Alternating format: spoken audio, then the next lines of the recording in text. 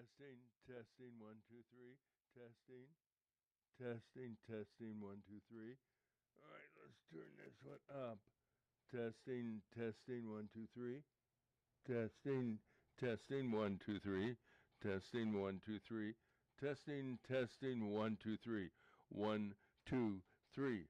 Hike. 1, 2, 3. 1, 2, 3. 1, 2, 3. 1, 2, 3. Okay. Let's how are we going to do this? Let's see. Let's see what happens when we play the music.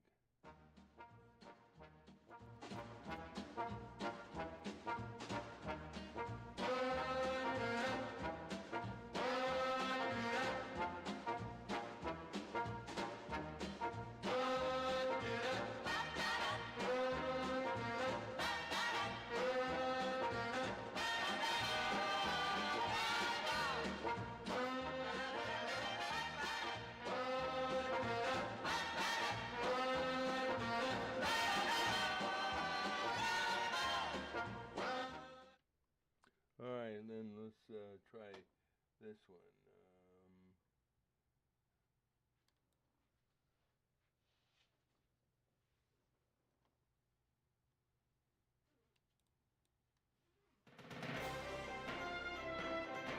Good morning.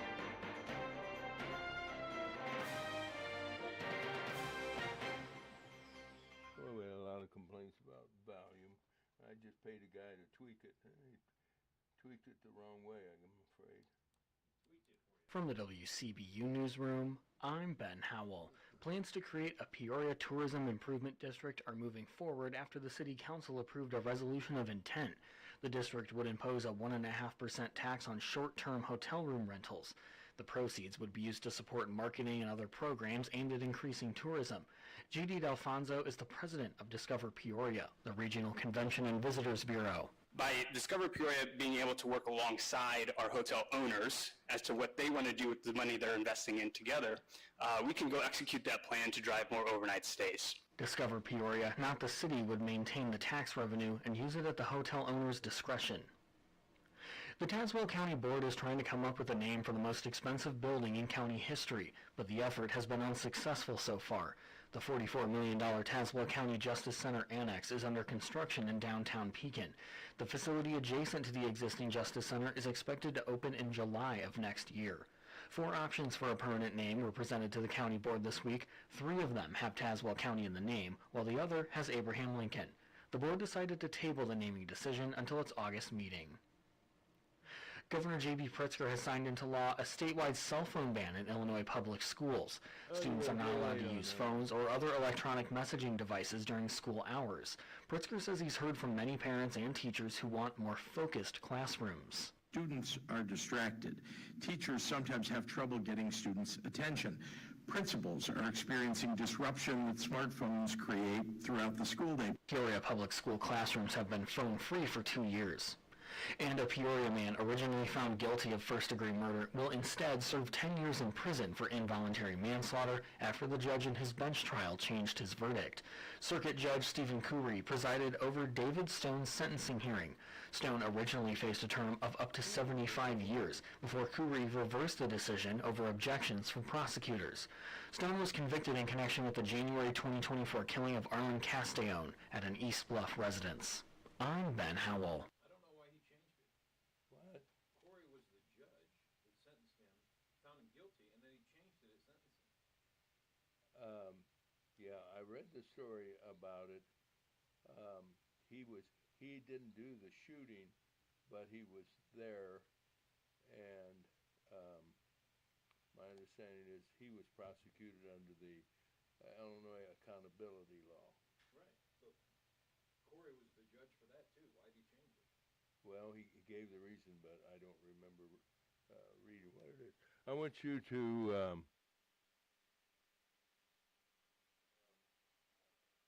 read the weather or something. Today's weather's going to suck. It's going to be rainy and windy outside. We're all going to get wet. Bring your umbrella, and if you don't, you're going to get wet. All right. Because it's cool and wet outside. Yeah. Does that sound okay? Read it again. It's going to be cool and wet today, rainy all day. Wear your umbrella because it's going to be rainy outside, and it's going to be wet.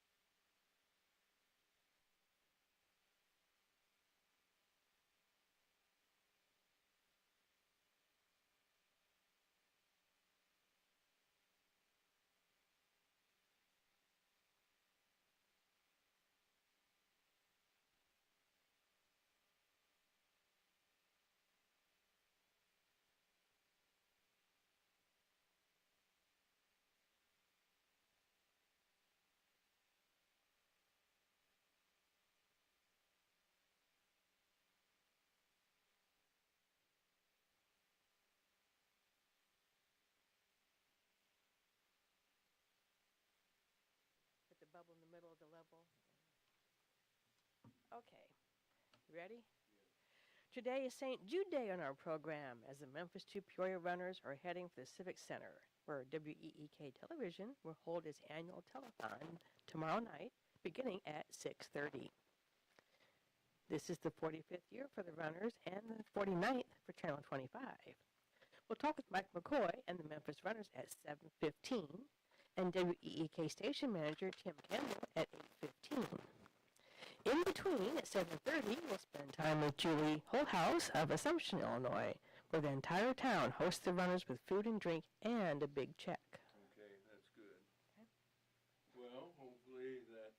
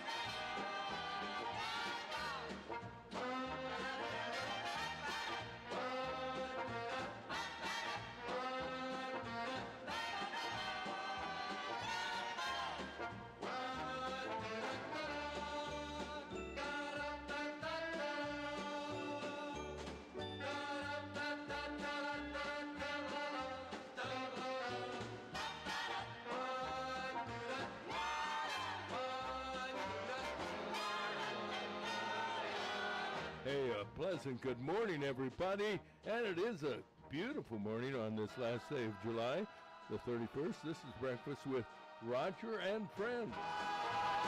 And that Friends includes Terry Chamberlain. Good morning, Terry. Good morning. Good to see you this morning. And all the way from Cuba, John Disharoon. Good morning to you, John. Top of the morning, Roger. Yeah, I liked what you said even before I went on the air. It's a beautiful morning. Very pleasant outside. The humidity is still up a little bit. I think I just checked it was like 84%, but it doesn't feel humid like it has in the last few mornings. Would you agree with that panel? I would agree. 70 and humid is better than 94 and humid. Absolutely. Yeah, that do make a difference, doesn't it? And from the sound of things, we're going to get a lot of rain today, tonight, and tomorrow, for that matter.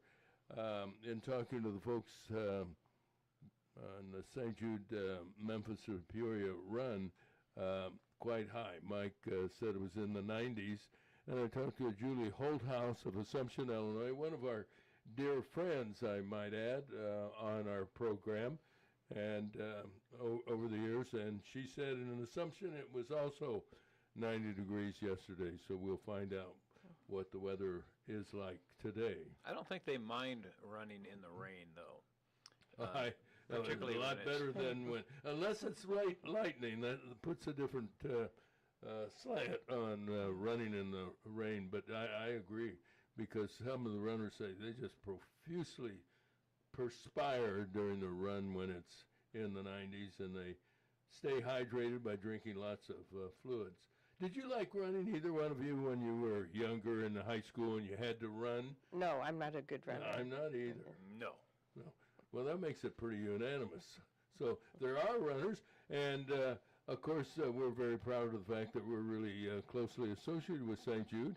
Among other reasons, the fact that Kyle Varnold is part of the run from Springfield to Peoria, and I asked, how in the world did you get hooked up? You have no connection to Springfield.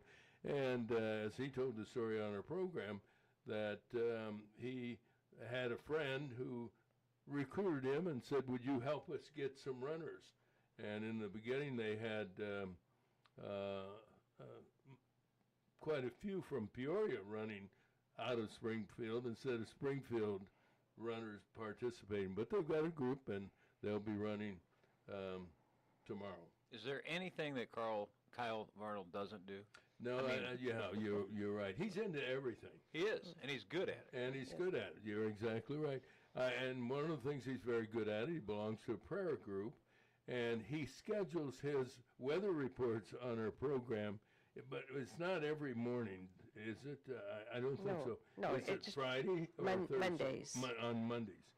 I can't do it. I got to do it before 8:30 because the prayer group gets restless if I'm not there.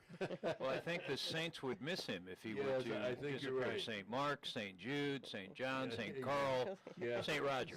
Saint Roger. I don't think there's a saint named Roger, and far from it, to say the least. But once again, they have a fantastic number of people running from not only Memphis to Peoria and Springfield to Peoria, but satellite runs. What was the number up to? 28? 28 sounds feasible. And just think, it started with some guys running around the track at Landmark many years ago, Gene Pratt and Mike McCoy. And look how it has exploded over the years to include thousands, hundreds and thousands of runners, not only from central Illinois, but there's a run, I believe, from St. Louis and one from Chicago as well. So I wonder, it's pretty inclusive. Do you know if the numbers have been affected at all this year due to that controversy a couple months ago? No, you know what? I asked Mike, and he said, we're thrilled to death. The numbers are up in terms of participants and in terms of support financially. So that was good to hear. Good to hear. Very encouraged by that. And I will tell you, we kind of made this a special day on our program. I've been associated with St. Jude since 1971, and we have Kyle who's run, and John Meisinger was a teen volunteer many moons ago, and I mean many moons ago, And He's not a his young wife, man anymore. that's why I say many, many moons ago. And his wife Tracy was a runner for many years as well. So He's been chasing Tracy for a yeah, while, yes, hasn't he? yes, exactly. And surprisingly, as good as she is, he managed to catch her. What was the old saying? She ran until she could catch him. You haven't heard that? I remember not familiar with that one. I gave her the ring and she gave me the finger. Yeah, that's a well-known Johnny Cash song, or maybe a Kyle Varnold song. But we have a lot of good people we're going to talk to. Obvious Teri Chamberlain and John Disharoon and Kyle Varnold. But we'll also talk to Mike McCoy, who started it all many years ago. Julie Holthaus of Assumption, Illinois, has become a loving and financially supporter of St. Jude, and she'll tell the story how she and her husband John and their family got hooked on St. Jude. And station manager for WEEK, Tim Cambell, will join us in the studio as we have an opportunity to commend that TV station for 49 years of supporting through their telethon, and the runs, I think, number 45. So we next year will be a big year, the 50th for Channel 25, and that's a big sacrifice, by the way, in terms of programming and probably revenue as well, to give up prime time on a Saturday night to put on the telethon. But they've been doing it since the days of Bill Adams, who was a regular guest on our program on WOAM when it was Breakfast with Royce and Roger. Bill, really a nice guy. I first met Bill Adams when he was an usher at the Madison Theater, if you can believe that. What was that column he used to write? Looking Back or yes. Remembering Peoria or something? Yeah, Something times. that's a good question. Yes, Always fun to write. Yeah, Just, it was, I mean, yes. and most of the stuff he wrote about, he was there for. Yeah, right. No, Yeah. you're exactly right. Neat guy. He came into the studio one winter wearing a Mackinac shirt, and it was like a scene out of Angry Old Men or Grumpy Old Men. Grumpy Old Men, and Royce really, really gave him it big time, kind of teased him about it. And when he left the studio that morning, he said, "I'll never wear this again." What did Royce have against Mackinac? He just thought it was funny. There was really nothing funny. I had such a shirt. I made sure I didn't wear it around Royce. It was kind of, what is it, countryish, kind of a flair that you think of somebody in the rural area wearing a Mac, but they were very warm, at least mine was, for that matter. It was a heavy flannel. Is that what the Mackinac was made of? Oh, I thought you were talking about the town Mackinac. It had like the emblem Mackinac. No, it was a Mackinac. It's a shirt style. Yeah, Oh, was okay. it black and red checkers? Is what the style was that Bill wore, for that matter. Well, let's do what we do every morning and bring you the most comprehensive news in Peoria radio right here at WAGU.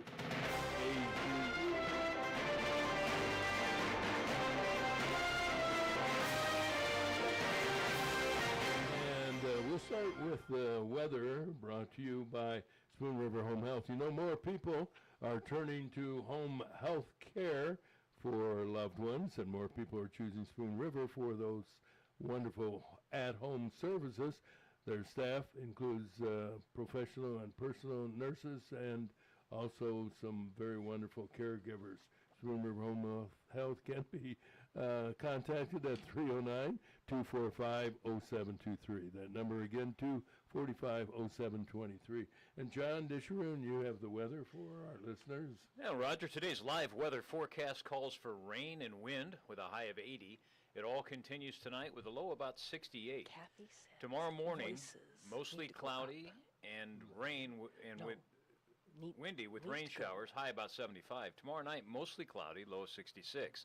Sunday, it's going to be sunny and pleasant, the high of 80. Monday, sunny and 82. Currently, it's 70 degrees and cool outside. Yes, it is cool. And let us tell everybody, hard work produces results, and that's why Kathy Reynolds of HomeSmart does such a good job for her clients. She works hard to get results, to folks seeking to sell and or buy their next home. And you can reach Kathy Reynolds at 309-696-2162. Now with our lead story, here's Terry. Well, as Roger referred to earlier, today is St. Jude Day on our program, as the Memphis to Peoria runners are heading for the Civic Center, where WEEK Television will hold its annual telethon tomorrow night, beginning at 6:30. This is the 45th year for the runners and the 49th for Channel 25.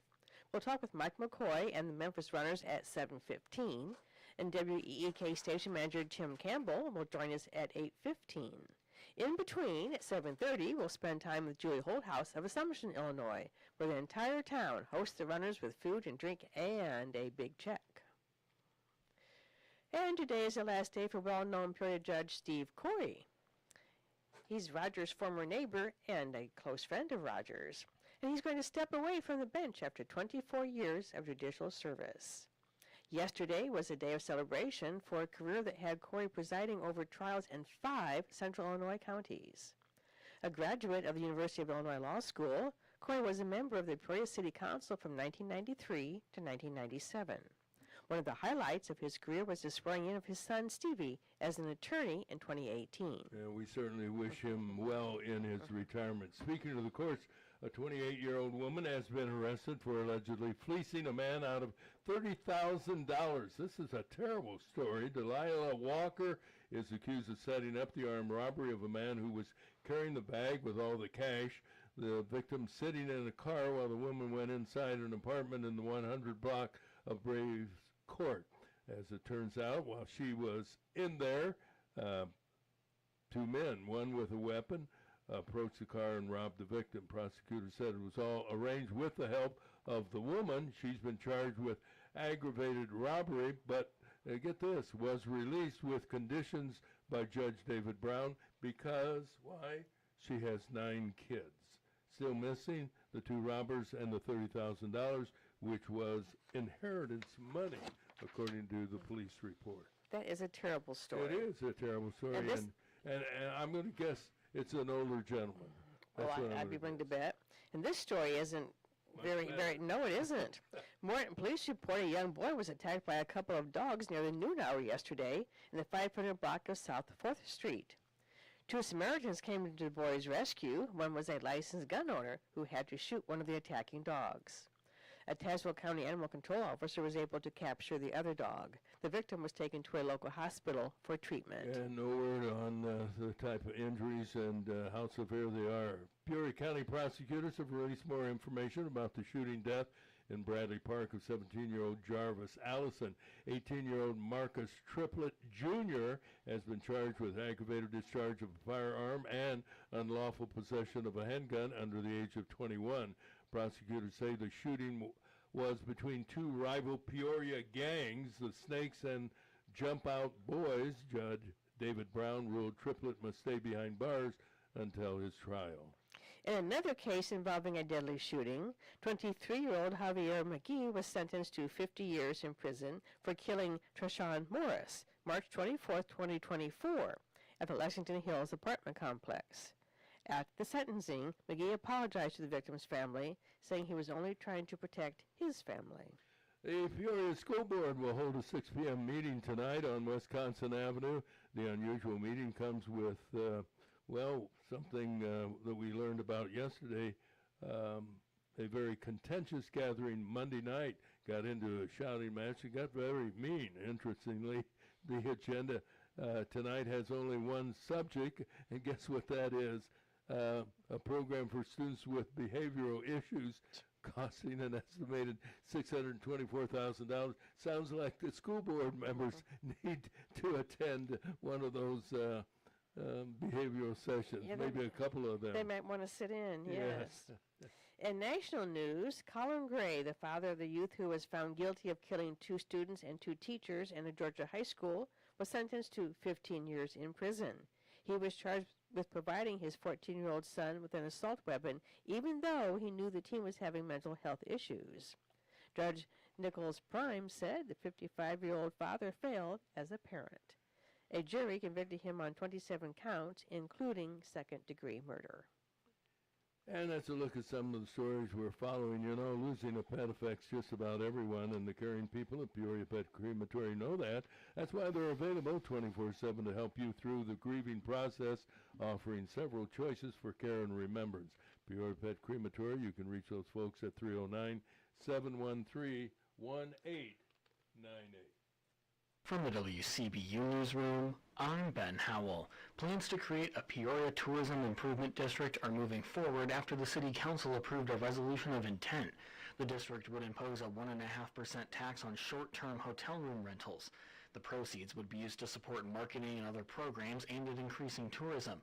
Jude Alfonso is the president of Discover Peoria, the regional convention and visitors bureau. By Discover Peoria being able to work alongside our hotel owners as to what they want to do with the money they're investing in together, we can go execute that plan to drive more overnight stays. Discover Peoria, not the city, would maintain the tax revenue and use it at the hotel owner's discretion. The Tazewell County Board is trying to come up with a name for the most expensive building in county history, but the effort has been unsuccessful so far. The $44 million Tazewell County Justice Center Annex is under construction in downtown Pekin. The facility adjacent to the existing Justice Center is expected to open in July of next year. 4 options for a permanent name were presented to the county board this week. 3 of them have Tazewell County in the name, while the other has Abraham Lincoln. The board decided to table the naming decision until its August meeting. Governor J.B. Pritzker has signed into law a statewide cell phone ban in Illinois public schools. Students are not allowed to use phones or other electronic messaging devices during school hours. Pritzker says he's heard from many parents and teachers who want more focused classrooms. Students are distracted. Teachers sometimes have trouble getting students' attention. Principals are experiencing disruption that smartphones create throughout the school day. Peoria public school classrooms have been phone-free for 2 years. And a Peoria man originally found guilty of first-degree murder will instead serve 10 years in prison for involuntary manslaughter after the judge in his bench trial changed his verdict. Circuit Judge Stephen Coury presided over David Stone's sentencing hearing. Stone originally faced a term of up to 75 years before Coury reversed the decision over objections from prosecutors. Stone was convicted in connection with the January 2024 killing of Arlen Castellone at an East Bluff residence. I'm Ben Howell. All right, we have time for sports brought to you by Judge Steve Corey. And here's John disharoon. I want to help the young fella out a little bit on the judge's name. I wonder if the good judge has one of those Keurig coffee makers. I think everybody in America has one of those. Well, go Cubs, go. Alex Bregman drove in the go-ahead run with a 10th inning double, and the Chicago Cubs went on to a 4-2 win over the Cardinals last night. Bregman went 9 for 18 as the Cubs took three of the 4 games. They should have had 4. Yeah, they blew it with a bad choice of relievers in that third game. But when you play 900 games a year, you know, you drop one here and there. Bregman scored the final run on a double by Ian Happ off Louis Gastelman. Jacob Webb pitched 1 1/3 innings of relief for the win, and Aaron Saval finished to get his first save of the season. Nico Horner had 3 of Chicago's 11 hits. Chicago improved to 9-6 in extra inning games this season, while St. Louis fell 8-5. And just a couple of years ago, Chicago was like 2 for 15 in extra innings. If you got them into extra innings, they just lost. Yeah, because their pitching out of the bullpen was so terrible. I think they call that no bench. No bench, yeah. And the other problem they've had, their premier reliever is still disabled, and that's what the heck is his name? Palente, I think. That sounds a lot like the Cardinal pitcher, but he's got arm trouble. Isn't that an Italian dish? Yeah. Hold the cheese. In the south side of Chicago, Tristan Peters drew a bases-loaded walk in the 11th inning to force an automatic run in. Chase Medroth and the Chicago White Sox edged the Yankees 2-1 on Thursday, beating New York in extra innings for a second straight game. So I guess if you play in Chicago, you play extra innings these days. That's what it seems like. And, congratulations to the White Sox. They are playing good ball. They are. And, we put the pitch clock in to speed up the game, and then they play 10, 11 innings. Yeah, yeah. Do you like that rule? I don't care for it. I think you should play like you normally play and quit trying to put an end to it real quick. But the problem was it was taking forever because they'd step out of the box and adjust and wrap and do it, and you couldn't get in any rhythm. Yeah. And it was and once every team got their own TV station, everybody was just showing off to the cameras. Yeah, I think you're I right. think they should just go back to radio. The thing I get a big kick out of is they wrap and re-wrap their wrists several times while they're batting. I mean, they get it right, and then leave the dang thing alone. Gives me arthritis just watching them. Yeah. Well, the White Sox loaded the bases on, I'm going to try this again, Muntaka Murakami's intentional walk and Sam Antonacci's infield single. That was good. Fernando Cruz struck out Colson Montgomery after falling behind 3-0 in the count, but then walked Peters on 4 pitches. Dominguez pitched a scoreless 11th for the win as the White Sox took the last 2 of their 4-game series with New York. First place Chicago moved 2 games ahead of Cleveland in the AL Central.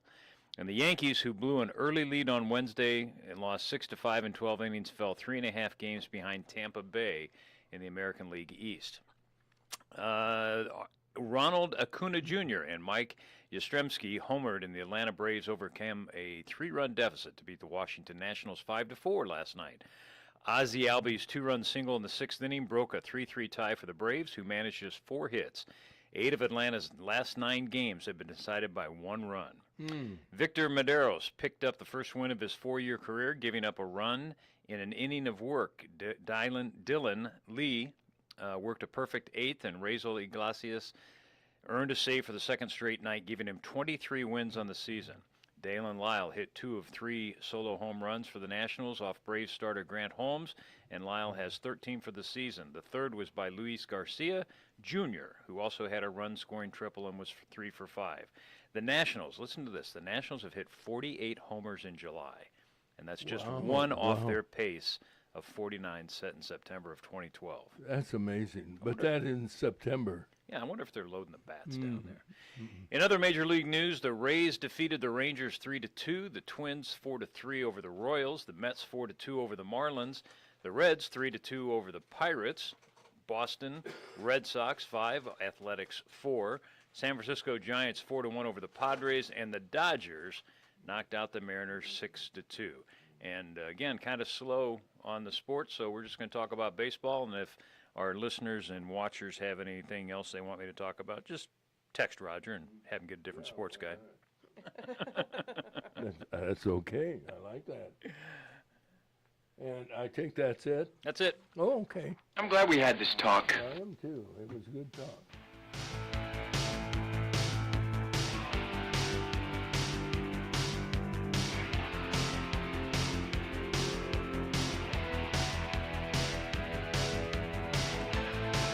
You know that story out of Morton about the dogs attacking the youth? They did give the youngsters age, but it was by an apartment complex. I think they call it Blue Spruce. I know where Right by And the that was cemetery. that the name of Howard Hughes' plane. Yes. they are. That was the Spruce Goose. Spruce Goose, yeah. Yeah. And things are different today. When I grew up, there were dogs running through our neighborhood and other neighborhoods at random.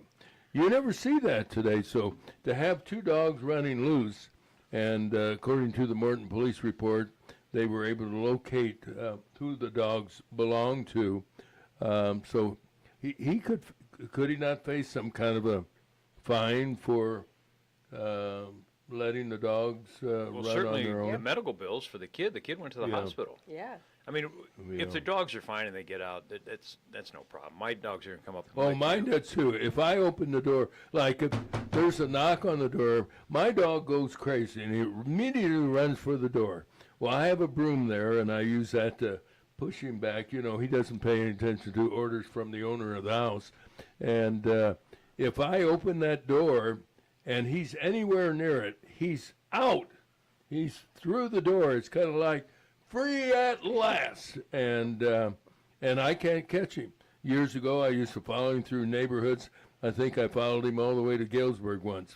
But at any rate, that's an exaggeration. Galesburg Street. It was Yeah. no, it was Knoxville. But at any rate, So he does get away from me, but it sounded like these two dogs were, and maybe they got off of a leash or whatever.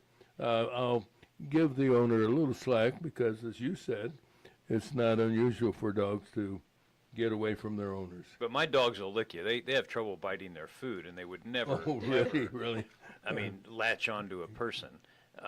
But there are dogs that will do that, and they, when we walk our dogs, both in Florida and up here, there's some aggressive dogs that come right up to them, and at first you think they just want to smell, but they start showing those canines, and Yes. we pick them up right away because I'm not going to risk my dogs getting injured either.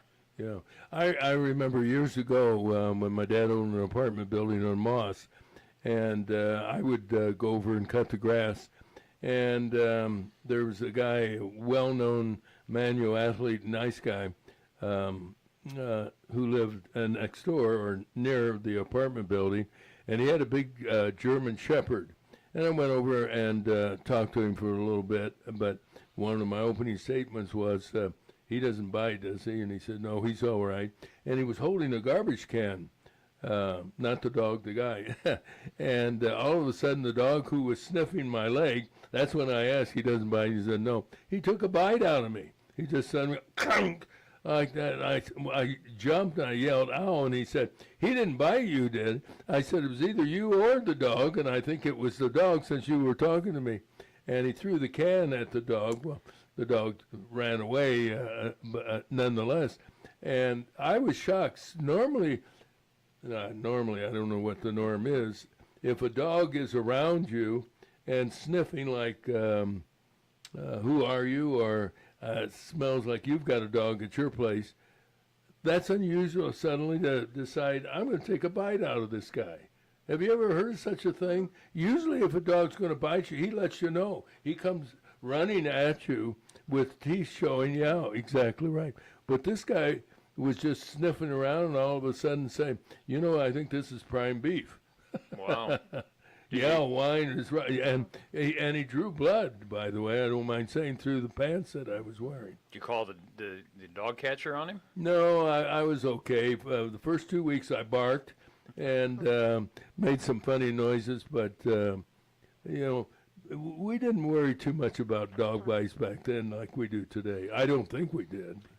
Many, many moons ago, 25, 30 years ago, Karen was running out at Weematuck. And there's a lot of seasonal folks at Weematuck. They just come down for the summer. And she was about a mile from the cabin out towards the front of the development. And big German Shepherd came running off the porch and started pacing her when she was running. But she didn't realize that the dog was chasing her. So she stopped, and the dog jumped up and took a big chunk out of her upper leg. Oh, you're kidding. Right by her seat. Wow. And she was in shock. First, she didn't realize she was bit. She thought maybe he just kind of nipped at her. So she screamed and kept running. The guy came out of the house and called the dog, and the dog went back. Well, she finished her run and came back. She had blood all over the back of her leg. Wow. And I was like, Karen, you got bit. And then she got really upset. So I ran her in to the hospital. But on the way there, I pulled into the driveway to find out if the dog had its shots. And the guy came up to my truck, and I was going to open the door, and he pushed the door shut. And he goes, what do you want? And I said, does your dog have its shots? It bit my wife. And he goes, it didn't bite anybody. I said, he bit my wife. And, she's sitting on a towel and crying and everything. And he said, yeah, everything's fine. And so I got the address. We went in, and when we were at the hospital, I called animal control. By the time we got back to Weematuck, the animal control was there. Really and he's like, no dog in my county is going to bite my residents. Yeah. We're gonna put him in. And the guy's like, you can't take my dog. And he goes, I can take your dog. I can take your dog. But they just checked to make sure the shots were there and everything. We got the insurance information. She needed 4 or 5 stitches. Oh my goodness! But it happened so quick. Yeah, well, they are quick. And he was protecting his property, I guess. But since they were seasonal, the dog wasn't familiar with where the property was because she was running in the road. And then I guess he thought she was running away from him, and he was, Anyway, he was put an end to it. I've watched more than one case on Judge Judy, and she has a thing, and rightly so, about a breed that she said people should not have, period. Pit bull. Pit bulls, exactly right. And she's had many cases where owners of pit bulls are very defiant. There's nothing wrong with I know somebody who has a a small child, and she has a pit bull. And I have said on more than one occasion, you need to get rid of that dog. No, this dog, there's nothing wrong with this dog. And Judge Judy has shown a newspaper clipping about pit bulls and how dangerous they are, and without warning have attacked and even killed small infants, because it's a mean breed. I've met the dog, so to speak, and he's got a jaw on him that looks like a leopard or a lion or whatever, and the back of his back is like the back of a horse. I mean, it's strong and muscular. And if I had to be called on to defend that child, I'd probably get killed, because they're strong animals, and they can be mean historically, as many of the stories have been written about them. Yeah, and a lot of folks say it's not the dog, it's the owner, but the dog has the tendency. That's the what I innate think, tendency to be. I mean, it's named a pit bull for a reason. Yeah, right? pit bull. Yeah. On the other hand, what do you consider is, I don't want to say the ugliest dog, but there are candidates for that category. But what is the dog that you find the most unattractive? Put it that way. And people love it. My unattractive number one dog is the bulldog. They got that nose that looks like somebody pushed it in. I don't like a dog that slobbers all over you. Yeah, I don't like. Well, a lot of the big dogs, that's all they do, isn't it, slobber? Yeah, I'll bet you've never had a dog, have you? No, I have not. You're a cat woman. Died in the stop. bull cat. Oh, no. I could do the same thing. Yeah. I have further to go. Yeah. All right, let's bring you up to date with some of the stories we're following this morning.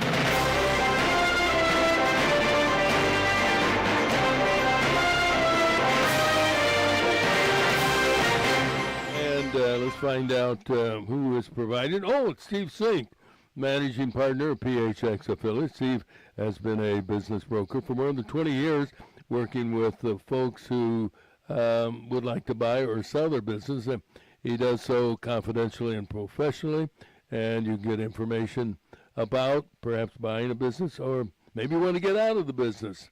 So the guy to talk with, Steve Sink, and you can reach him at 309-696-8508. And we have Terry with the headlines this morning. Today is St. Jude Day on our program. As the Memphis to Peoria runners are heading for the Civic Center, where WEEK Television will hold its annual telethon tomorrow night, beginning at 6:30. This is the 45th year for the runners and the 49th for Channel 25. We'll talk with Mike McCoy and the Memphis runners at 7:15, and WEEK station manager Tim Cambell will join us at 8:15. In between, at 7:30, we'll spend time with Julie Holthaus of Assumption, Illinois, where the entire town hosts the runners with food and drink and a big check. Today is the last day for well-known Peoria Judge Steve Corey, who's stepping away from the bench after 24 years of judicial service. Yesterday was a day of celebration for a career that had Corey presiding over trials in 5 central Illinois counties. A graduate of the University of Illinois Law School, Corey was a member of the Peoria City Council from 1993 to 1997. A 28-year-old woman has been arrested for allegedly fleecing a man out of $30,000. Delilah Walker is accused of setting up the armed robbery of a man who was carrying a bag with the cash. The victim was sitting in a car while the woman went inside an apartment in the 100 block of Braves Court. 2 men, one with a weapon, then approached the car and robbed the victim. Prosecutors said it was all arranged with the help of the woman. She has been charged with aggravated robbery, but was released with conditions by Judge David Brown because she has 9 kids. Wow. Still missing the 2 robbers and the $30,000, which was inheritance money, say police. Morton police report a young boy was attacked by a couple of dogs near the noon hour yesterday in the 500 block of South 4th Street. 2 Good Samaritans came to the boy's rescue. One was a licensed gun owner who had to shoot one of the attacking dogs. A Tazewell County animal control officer was able to capture the other dog. The victim was taken to a local hospital for treatment. In another case involving a deadly shooting, 23-year-old Javier McGee was sentenced to 50 years in prison for killing Treshawn Morris, March 24, 2024, at the Lexington Hills apartment complex. At the sentencing, McGee apologized to the victim's family, saying he was only trying to protect his family. The Peoria School Board will hold a 6 p.m. meeting tonight on Wisconsin Avenue. The unusual meeting comes after what some people are saying was a very contentious gathering Monday night. Interestingly, the agenda has only one subject, a program for students with behavioral issues, costing an estimated $624,000. In national news, Colin Gray, the father of the youth who was found guilty of killing 2 students and 2 teachers in a Georgia high school, was sentenced to 15 years in prison. He was charged with providing his 14-year-old son an assault weapon, even though he knew the teen was having mental health issues. Judge Nicholas Prim said the 55-year-old father failed as a parent. A jury convicted him on 27 counts, including second-degree murder. And those are the headlines, Roger. All right, thank you kindly. And now a check of the weather, and brought to you by Matt Wall, CPA and tax specialist with Gordon Stockman Wall.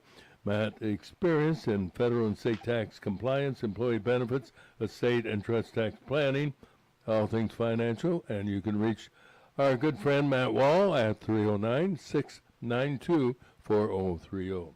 And we do have the weather from John Disharoon. Here comes the rain, doodle-doodle. Here comes the rain. Today's live weather forecast calls for rain and wind with a high around 80 degrees, and it all continues tonight with a low of 68.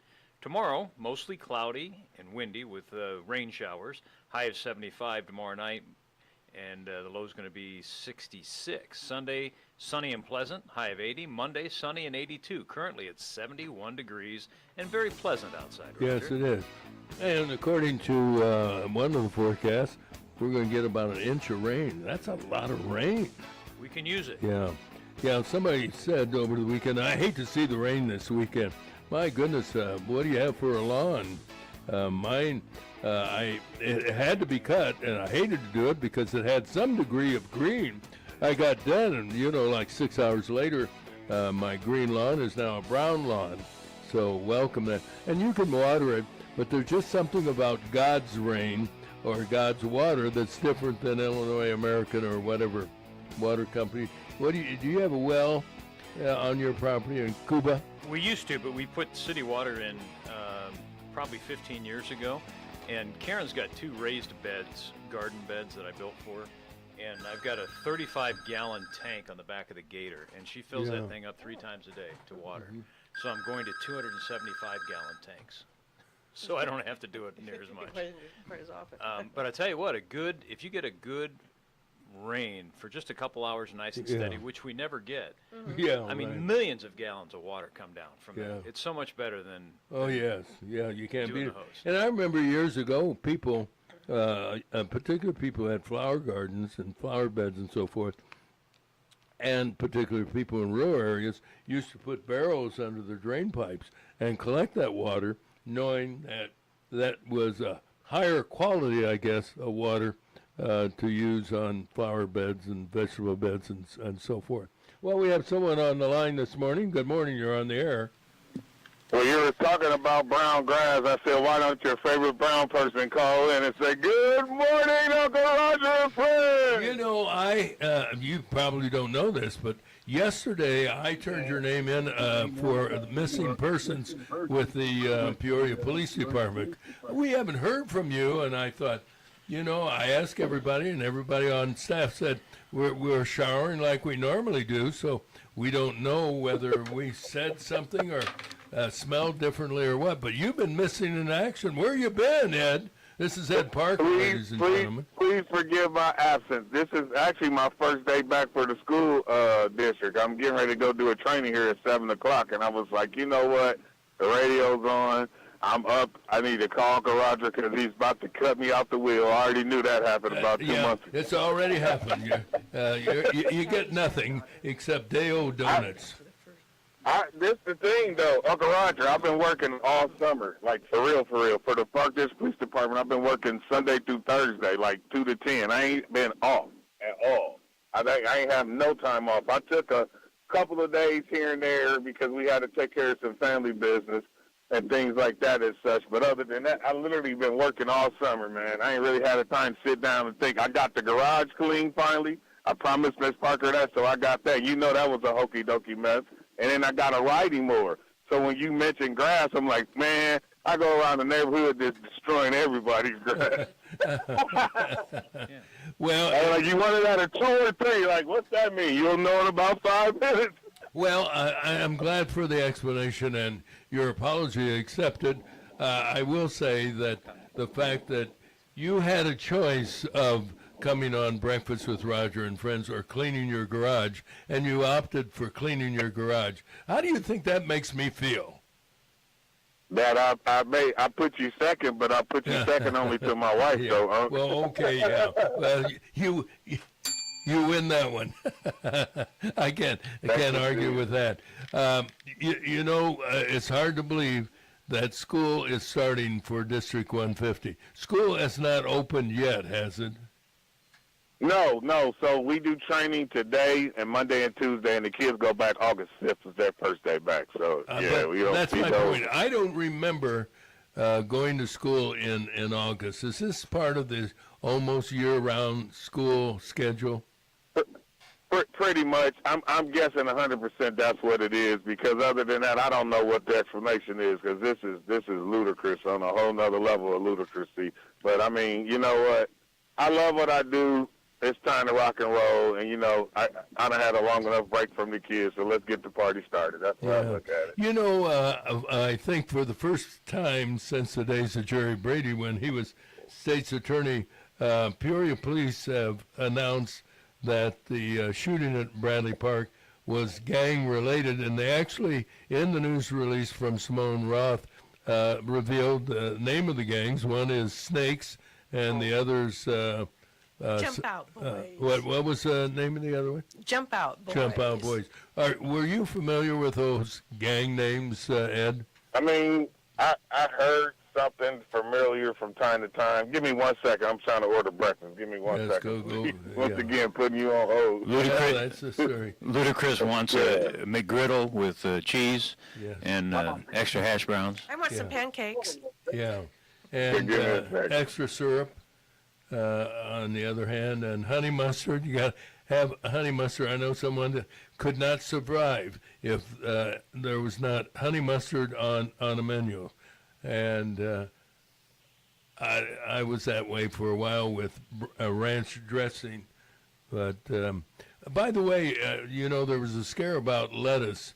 And for the first time in months, I bought a head of lettuce, and on the way home I thought, people were saying you probably shouldn't buy lettuce, and the lettuce sales reportedly were down after they had, what was it, some kind of a... The explosive diarrhea parasite. Yeah. Yes. And anytime I hear the word diarrhea, I want to run away from it. Explosive diarrhea, Yeah. Roger, which means Yeah, it sneaks up on you. That's What's that? Didn't the people back in old Pioneer days used to die from dysentery or something Yes. like that? That's what it Yes. was. Wait a minute, aren't you getting ready to eat breakfast and we're talking about explosive diarrhea? Yeah, exactly. That's all good. Look, trust me, man. I got an iron gut. I don't give a crap. I got to eat. Are you at the Taco Bell? Pardon the expression, he No, doesn't give a sir. crap.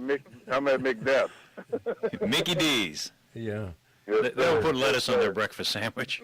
Not usually. Yeah, thank God. Now, right? isn't the first week of school sometimes a little challenging for security because the kids are used to running free and now suddenly they have to abide by some rules? This is the thing I tell you, Uncle Roger. The blessing I have to work for the Park District Police Department and the school is I see the kids during the summer, so I get to interact with them. So some of those kids that have some, what's that thing called, Terry, when you miss meal stomach cramps or something like that? Is that the old thing? Miss meal cramps or something like that? Like when somebody don't get a chance to eat or whatever? Terry, he's asking you a question, so you need to put your earphones on. Repeat the question. I'm sorry. I'm trying to Okay. I'm multitasking here. The old cliche, the term miss meal cramps or something like that? I Miss don't. meal cramp. I don't know that It's one. I don't know that one Well, either. I think you like, made that because one up. Well, what I'm getting at is a lot of the kids I see, if they're in a situation where they don't get to eat all the time and all that, I buy them meals and stuff like that. I'm trying to look out for the kids in the community. So if I go buy something from McDonald's or something, I grab an extra fry, extra burger or something like that, and look out for some of the little knuckleheads to keep them out of trouble, because the only thing it is, they hadn't eaten yet. They base level needs haven't been met. Don't they still offer breakfast in District 150 to kids who are undernourished and impoverished? Don't they still do that? I think so. But during the summer, they used to have summer programs where they fed them and stuff. Thanks, buddy.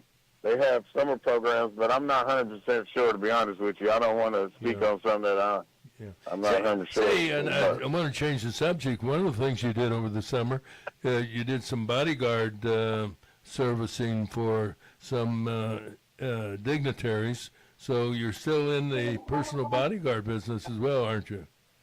Yes, sir. Yes, sir. And I had the opportunity to go up and see the Obama building. Oh, you did? Did you get a chance to go inside and walk around? No, no, we didn't get to go. We didn't get to go inside, but I took my daughter up with me so she can at least see it. And we had to take a couple of NAACP members to a couple conferences up there. So when I went up there, we rolled by, but it's blocked off. There's so many security and police in that place. You couldn't get through there if you tried to, boy. Seriously, a mosquito can't get in that building without permission. But I think you have to have a photo ID to get inside, don't you? Oh, it's super locked down. I was just dropping someone off downtown, and it's on the lake shore, on the lakefront. So where I rolled down, it was probably 5 or 10 minutes from where we were. So I was like, I want to at least see the building. And I got an opportunity later this year to go up there because of one of the relatives that's connected to my wife has a connection with somebody there. So we got a chance to go because they got some type of concert series or something that they're doing. So I might be able to get up there later this year. But it's booked out to January, if I'm not mistaken. Like, it's sold out all the way to January. You know, isn't it sad, though, that is what society has come to today? Yep. We have to have police presence or security presence in churches and synagogues and meeting places and libraries, and it's just absolutely ridiculous. Now, you may not want to answer this question or not be able to answer it due to your position and so forth, but there are stories, and it's been reported in local media, that things got a little out of control at the school board meeting last Monday. Were you called in for that? Although that's no, my wife. I was out of town actually. For once, I was out of here and not around here, and my wife was watching it live. If I'm not mistaken, she was watching it, and she was kind of giving me an understanding that it was some things that was said, but I wasn't aware of anything out of order as of such. And I try to stay away from that stuff, Uncle Roger. You know that. I try to avoid any messiness like a plague, because it seems somehow or another, if you step in poop, it gets in your house and on the carpet and everybody else's. So I try to. No, you're right. Stuff. And it happened normally when you would be second shift with the Peoria Park District, so you probably wouldn't be there anyway. And which is a blessing in disguise. Thank you, good Lord. You bet. All right, we have this pet tip of the day from Ed Parker, and then we have one from the folks at Peoria Pet Crematory, for that matter. Ed, thank you for calling in. I will cancel the missing person report that I filed with the police department, and I know that you're okay. And I saw those signs up. I saw the signs up when I went to the report for duty. I'm like, what the crap? I'm not missing. Ed, I never knew you were a brown man. Oh, yeah, I'm more of a mocha caramel, but, you know, whatever. It's still a different shade of brown. Mocha caramel. Okay, you're my MC man. Yeah. There you go. Yeah. There you go. Y'all have a blessed and wonderful day, Uncle Roger. I love you. And Terry, I'll see you guys sooner than later, and you take care, dog. You bet. Right. Thank you, Ed Parker, Mr. Friendly. Do they do Officer Friendly anymore?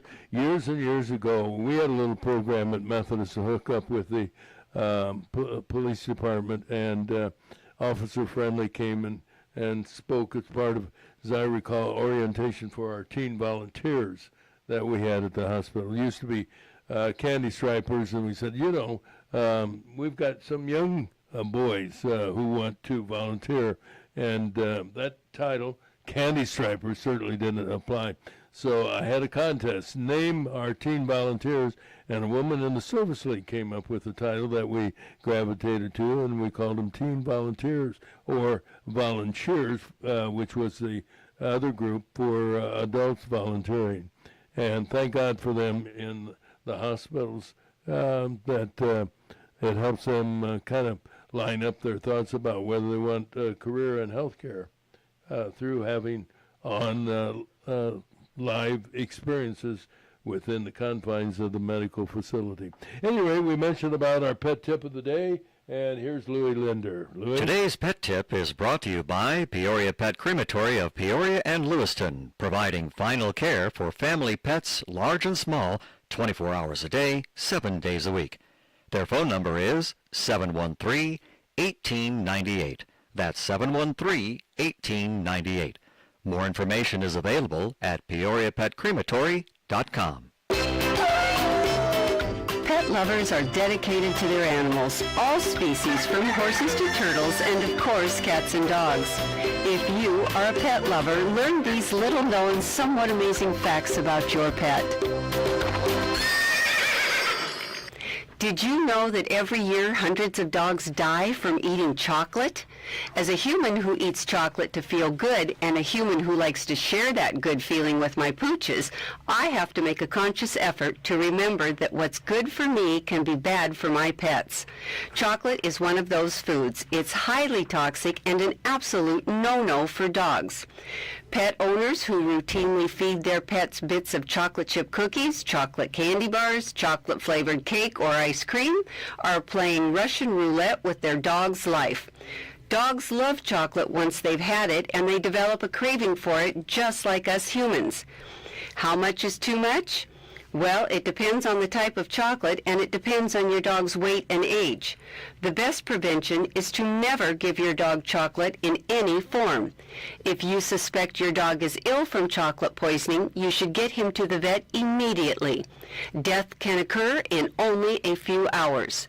Some symptoms to watch for include vomiting and diarrhea, restlessness and hyperactivity, and may include muscle twitching and frequent urination. We love our pets too much to cause them unnecessary grief. So the next time your dog looks longingly at you eating a chocolate bar, give him a string bean or a carrot. These are better for him, and he will love you just the same for it. This whisker of information has been made possible by a grant from the Corporation for Public Broadcasting in partnership with Spot, Saving Pets One at a Time, and KSVR Studios. Theme music by Stuardo Glasser and produced by Isla Bystrom-Williams. Today's pet tip has been brought to you by Peoria Pet Crematory of Peoria and Lewiston, providing final care for family pets, large and small, 24 hours a day, 7 days a week. Their phone number is 713-1898. That's 713-1898. More information is available at peoriapetcrematory.com. Hey, what's the temperature anyway? A little different, John disharoon, than what we've been experiencing for the past few days and weeks, for that matter. 71 degrees, and it feels like 71 degrees. Well, that's good. Which means it's cool and pleasant outside. On the cool side. I will take that and run with it. Last week, Kathy Reynolds went down to, I think, Tennessee, for that matter, for she has a granddaughter who's a pretty good ball player, and playing in a big tournament, and she was on a team representing the state of South Carolina. Instead of me talking about, Kathy's on the line. Good morning, Kathy. Good morning. You guys all sound great today. Well, we're working on the volume settings, but tell us about the tournament and a little bit about your granddaughter, Brianna. Well, she is a pretty amazing little softball player, fast pitch. She plays for South Carolina, and they won the state championship, so they went to the regional, which is the Southeastern, which has like Georgia and Kentucky and Tennessee and South Carolina and about 8 different states. And then they were undefeated, and through all the games, they just kept winning. And then they won. The one against Georgia was unbelievable. They both were. It was 0-0 the whole game. Those like pitchers were fighting back and forth, and then one little girl got up there at the I think they do 7 innings. So at the bottom of the 6th, she got a home run. So then it was 1-0, and then they got boom, boom, boom, 3 outs at the top of the 7th and won the game. It was so exciting. Both of those teams were so good. It was amazing. But so now they go to the World Series, and it's in Delaware, and it'll be all on ESPN. And I think the games start on Monday. At least they play Canada on Monday.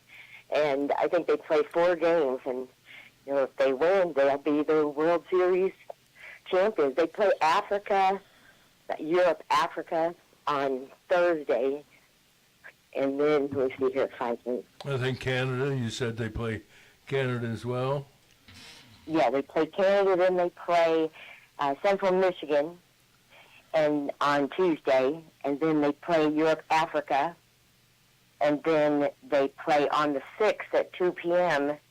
West, but they don't know until they win which one they play. Yeah. Now, what's the age range of these young girls? They're seniors.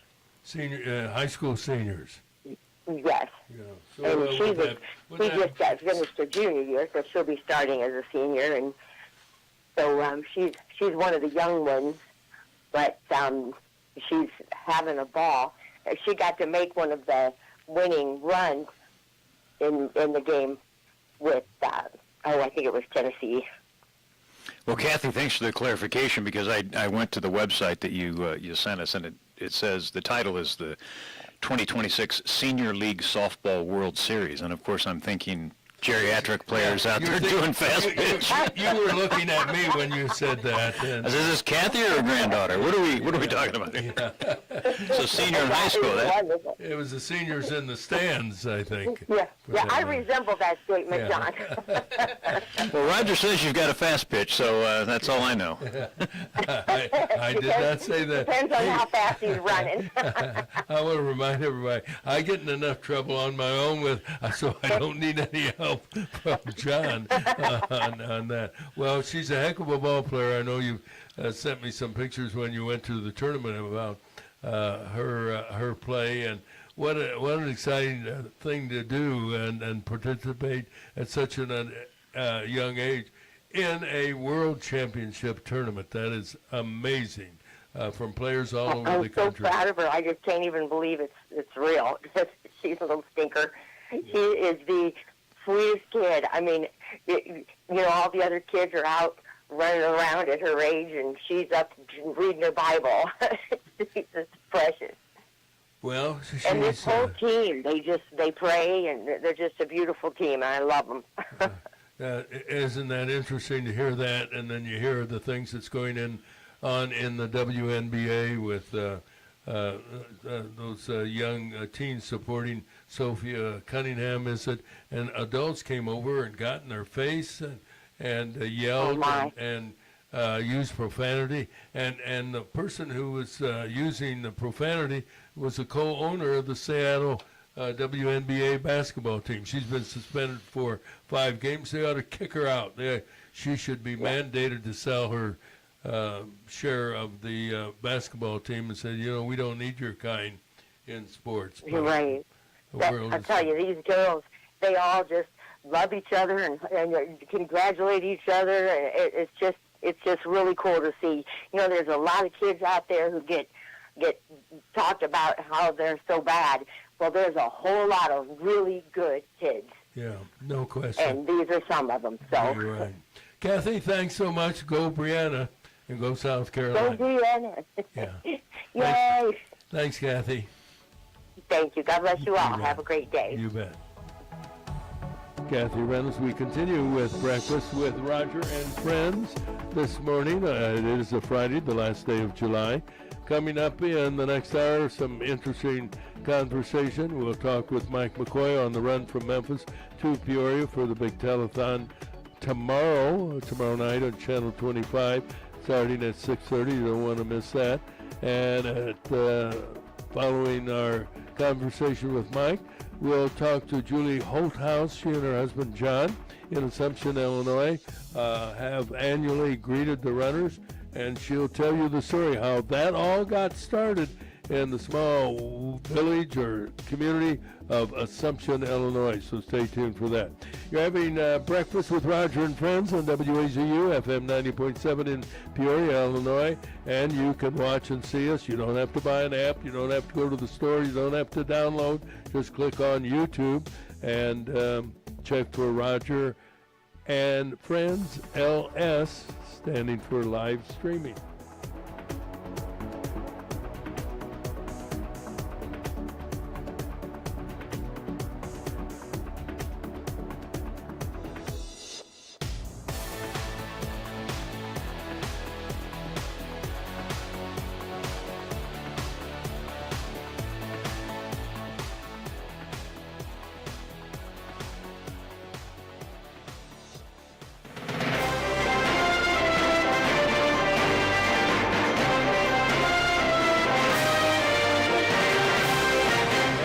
Good morning, everybody, and it is a beautiful morning. It's the last day of July, July 31st.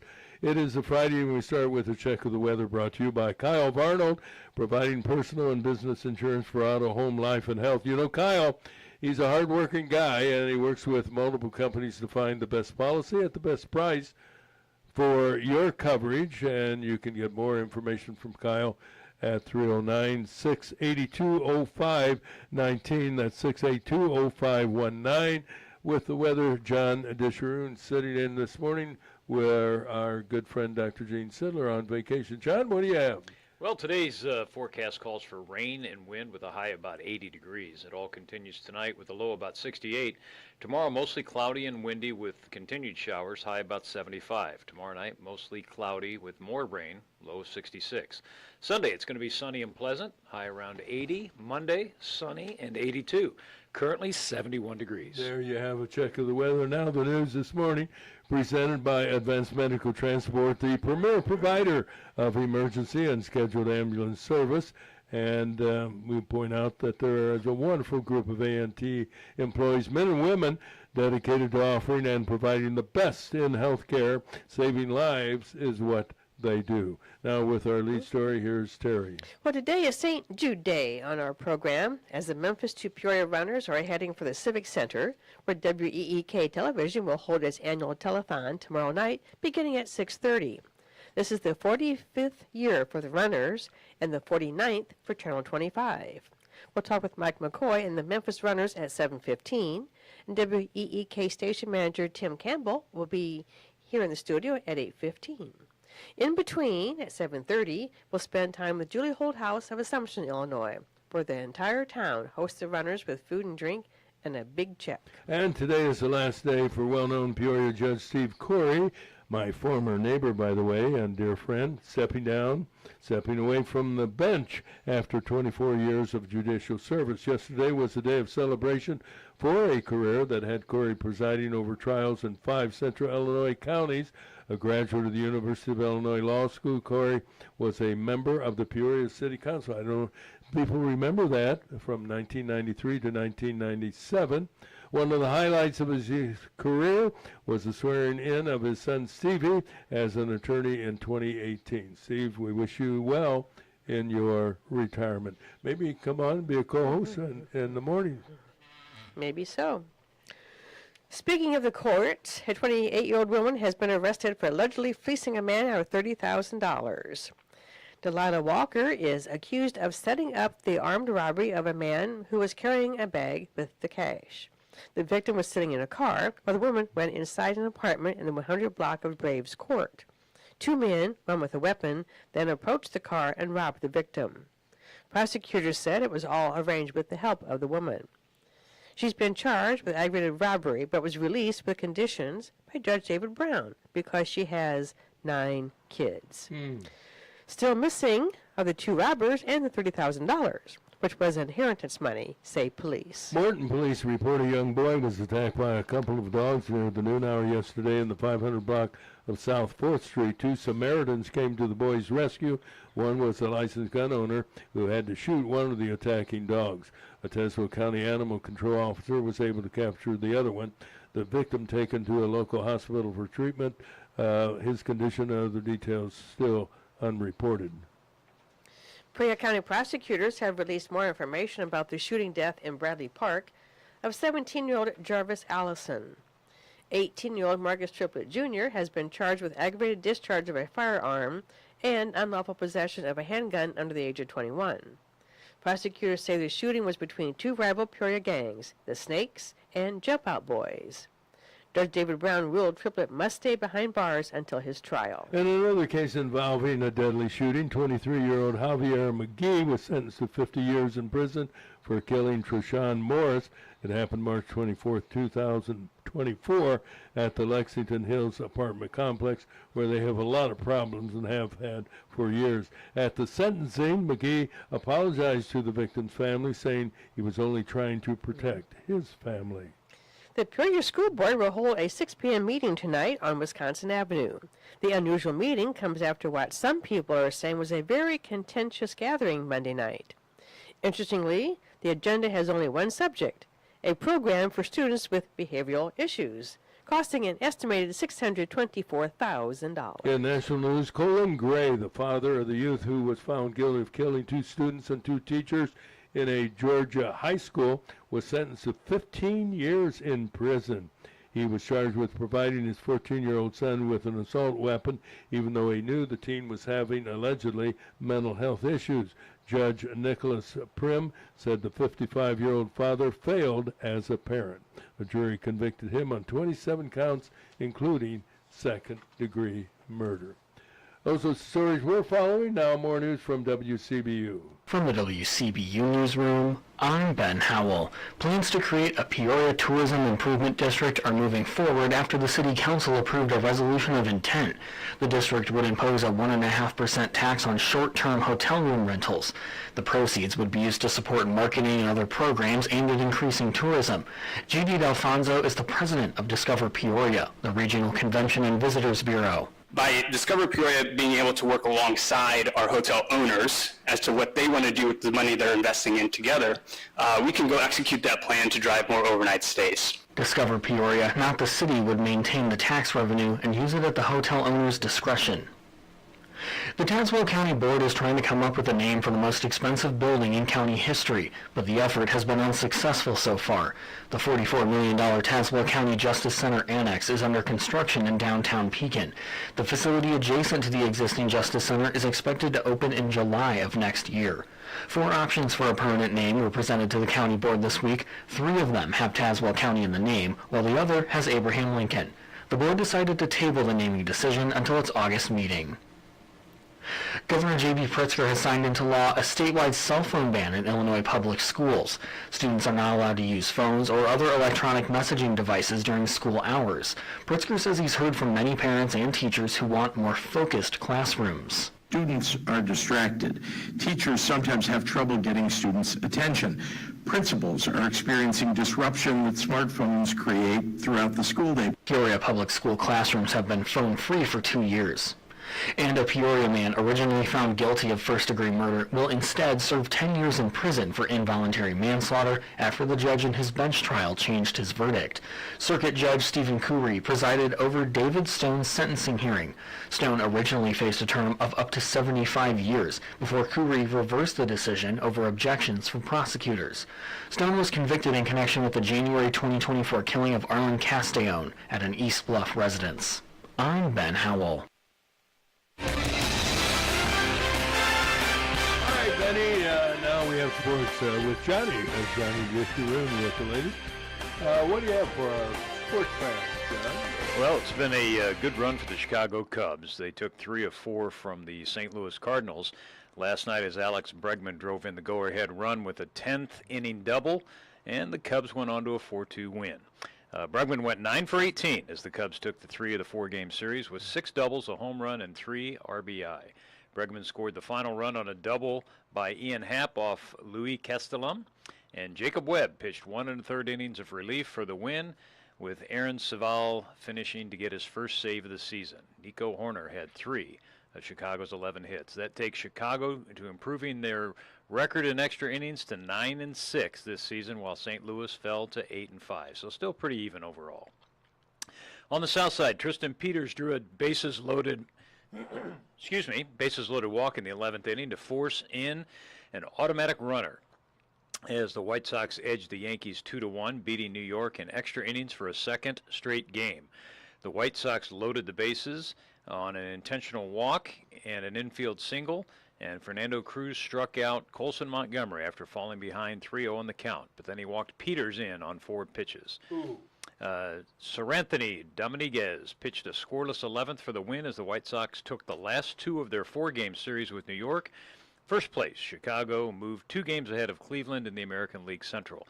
The Yankees, who blew an early lead on Wednesday and lost 6-5 in 12 innings, fell 3.5 games behind Tampa Bay in the American League East.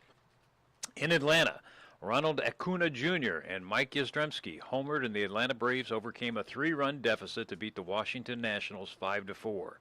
Ozzie Albies' 2-run single in the 6th inning broke a 3-3 tie for the Braves, who managed just 4 hits. 8 of Atlanta's last 9 games have been decided by 1 run. Victor Maderos picked up the first win of his 4-year career, giving up a run in an inning of work, and Dylan Lee worked a perfect 8th, with Raisel Iglesias earning a save for the 2nd straight night. It gives him 23 on the season. Dalen Lyle hit 2 of the 3 solo home runs for the Nationals off Braves starter Grant Holmes, and Lyle has 13 for the season. The 3rd was by Luis Garcia Jr., who also had a run-scoring triple and was 3 for 5. The Nationals have hit 48 homers in July, and that's 1 off their franchise record of That's 49 amazing. set in September. Yeah, you would think they were a better team than what they are. Yeah, they got big bats, I guess. Yeah. That's incredible.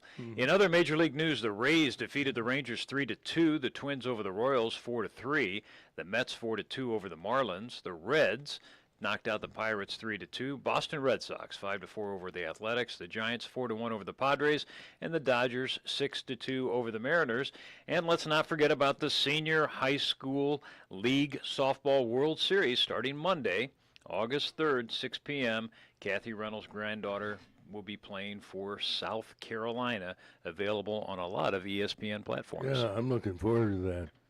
Do you ever watch the college girls fast Volleyball? pitch games? The volleyball, yeah. No, I don't. I watch a little. I watch all sports, particularly when I get bored. But I really enjoy watching the college women's fast pitch competition. These gals can hit the ball, and the pitchers are amazing. It takes me back to the days when I used to go watch the Caterpillar Dieselettes, and then it was the Sunnylets, and then the Pekinlets. Yeah, Exactly. and it went to a game in Pekin. There might be 1,000, 1,500, maybe 2,000 people show up for the games. That used to be huge around here. It was huge, thanks to the quality of the players like Lorraine Ramsey, who's originally from Washington, Missouri, and was nationally known. I remember the Ray Bestos?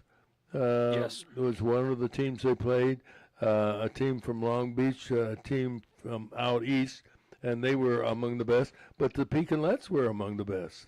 You know, just you bring back that name, Ray Bestos. They were really big into brake parts, brake linings, and brake I was pads. wondering what they did. And Ray Bestos got their name from using asbestos in all of their products. Yeah, which is a no-no now. And 50 years later, they're like, can we just reframe ourselves as the brake liner people?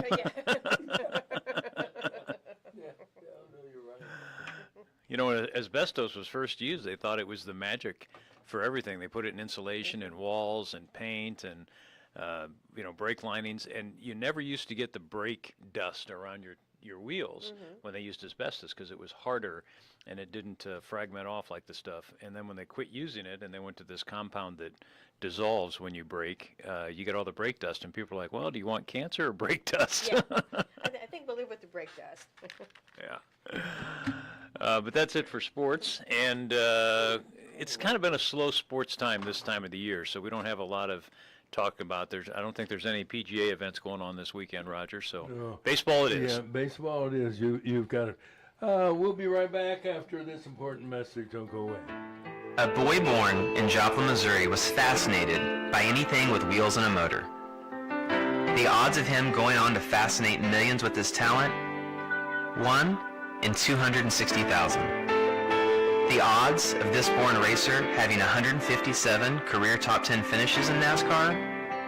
1 in 125 billion. But every driver seeks the pinnacle of their achievements. The odds of him winning both the Daytona 500 and the Brickyard 400 in the same year? 1 in 195 million. The odds of a child being diagnosed with autism? 1 in 68. I'm NASCAR driver Jamie McMurray, and my niece has autism. Learn more at autismspeaks.org/signs. Early diagnosis can make a lifetime of difference. Brought to you by Autism Speaks and the Ad Council. You know, we're following very closely a number of big stories and big trials and big convictions and so forth. What's your reaction to the sentencing of the father of the 14-year-old, 55-year-old gentleman, father, to 15 years in prison because he gave his son an AR-15, which blows my mind. The kid's 14. What does a 14-year-old do with that kind of a high-caliber automatic weapon? Anyway. Probably going to use it inappropriately. Which he did. Yeah. So, no, I think it's fine. I think parents should be a little more accountable for what they do. Yeah, and a 14-year-old obviously isn't ready mentally or physically to make good decisions, and so Dad hands him something like that. Dad ought to be responsible for it. And he was held accountable. The question becomes for the company, the store, the sporting goods store, or whatever.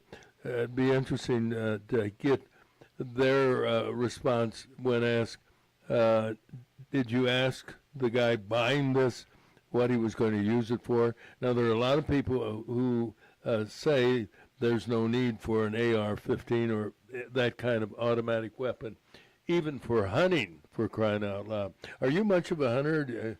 I don't want to get too personal about whether you do or don't have a gun. I don't have one, but both of my sons who are big hunters do. I'm not a hunter, but I'm a shooter. I don't kill things. I shoot at targets. I'm a pretty good marksman with both a long rifle and a pistol. But first of all, Roger, it's a felony to purchase a gun, any type of gun, for somebody else. You have to be 21 to have a handgun or a high-powered rifle. You can get a shotgun, I think, at 18, but in Illinois you still need an FOID card, so that kicks you up to 21. So there's a whole bunch of things that this guy did wrong. Allowing access to it, but there's a parental responsibility law. And Illinois' got, I mean, like it or hate it, and I hate it, they've got some of the strictest gun laws in the country. I was highly offended that when I lived in Illinois, was an Illinois resident, that I had to have an FOID card. I think that's a violation of the Second Amendment to own and carry arms. But they require it. They require you to register it, which I think is a constitution. I mean, all this stuff. The city of Peoria requires you to register the gun. So if you live in Dunlap and you buy a gun in Illinois, you have to register it in the state of Illinois in Peoria County. If you live in the city, you have to register it in the city as well. To transfer a firearm, not just let somebody use it, but to transfer it, you got to do a background check with the FBI. I mean, they made it almost impossible for buyers and sellers to exchange guns, which is what they're trying to do. They want you to go through a federal firearms licensed provider and I know they're trying to keep the black market guns off the street, but let's face it, criminals don't register their guns. They don't, and they're going to get them no matter what. Yeah, and they don't buy them at people's sporting goods. Yeah, you're right. The law is designed for that segment of the gun population, the bad guys, but it really has more of a punitive effect, you could call it, for the people who abide by the laws. But as you just said, both of you, we know that the bad guys don't register it, and most of the guns they recover from these young kids are stolen guns. They are, and it does not absolve this parent's responsibility for letting his kid have access to his gun, but we write so many laws to try to protect law-abiding citizens, but it's the non-law-abiding citizens that don't pay any attention to it. And I can't tell you how many times, almost daily, if not weekly, there's a story where somebody's pulled over or they're out on parole, and they're picked up for an unlicensed firearm or no FID card, and they're back out again. So why have the laws if they're not going to be enforced? Yeah, no, you're exactly right. Well, today is St. Jude Day. Good morning. Happy St. Jude Day. Hey, thanks. Nice talking to you guys. Yeah. What's going on? Well, right now the blue team's running. We're at City Lake Road, about 4.9 miles north of DeCoin. And just what's the traveling weather? along the road. Yeah, what's the weather like, Mike? It's just a little bit cloudy, but it's nice. Yesterday was terrible hot and heat and humidity, and today it's pretty cool, and it was nice to run in. Yeah, and that's refreshing to hear. And you think you're going to run into some showers? Yeah, we think it's gonna rain, but from everything we've been told, no heavy rain and no thunder, things like that. Just a light mist, and you know what? Too bad. We'll still run in it. Yeah, as usual. Have you been to Assumption yet? Oh no, we got the blue team's running now. We'll quit running at 2:00. The gold team will run from 2 to 10 tonight, and when we start again tonight at 10, we'll get to Assumption about 1:30 in the morning. Yeah, you might know I will be talking after we get done chatting with you, Mike McCoy, with Julie Holthaus. Chatted with her yesterday, and she said the town is ready for you, and they can't wait until you all arrive to the big welcome that they have. We're excited. Just tell her to have my cinnamon rolls ready, will you? Yeah, I've already told her that. For that matter, how are the runners doing? And is there the usual excitement and the enthusiasm among the runners? Now, I think this year, there's been a lot of hype. We had a great visit in Memphis with Dr. Downing and everybody, really encouraging. The St. Jude staff in Peoria had us all prepared. We met with all of the patients. Had a patient thing where we got to interact with patients. We went to the new Inspiration 4 building for a meeting. Things that a lot of people don't get to do, but Peoria is pretty important to Memphis, and it was a great visit. And we could add Memphis is pretty important to Peoria, and Peoria is pretty important to them as well. I have a pleasant surprise for you this morning. We're going to be chatting in the studio with Tim Cambell, station manager for WEK, because we made this on our program today, St. Jude Day. So we're looking forward to talking to him. He's been a vital part of the annual St. Jude run and telethon, for that matter. Yeah, he went down on the support bus, the VIP support bus yesterday, and so they left on Tuesday. They got home late last night, but he was down and got to enjoy all the festivities. Mike, you've been busy recruiting other satellite runs and cities and so forth. Any new ones this year? No, we don't have nobody. We had a couple of them combined, so what we have is, we have still our 35 runs altogether. But, some interesting news, just like Metamora, a couple of years ago they were struggling, and now they have 55 new runners for Metamora this year. Holy cow, 55, wow. Out of a total, so now they have 150 out of Metamora, 200 out of Washington, so we're headed in the right direction, Roger. Yeah, it's just amazing. Not to put you on the spot, but what's the total amount of money raised over the years for the past 45 years of runs? You're not putting me on the spot. It's $94,560,000. It is amazing. You're going to reach the $100 million mark.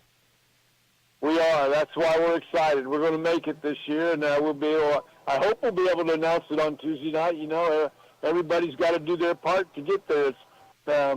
It's a lot of hard work by a lot of good people to get to that $6 million a year mark. Well, it's just amazing. And did you order an extra tube of liniment for the knee joints?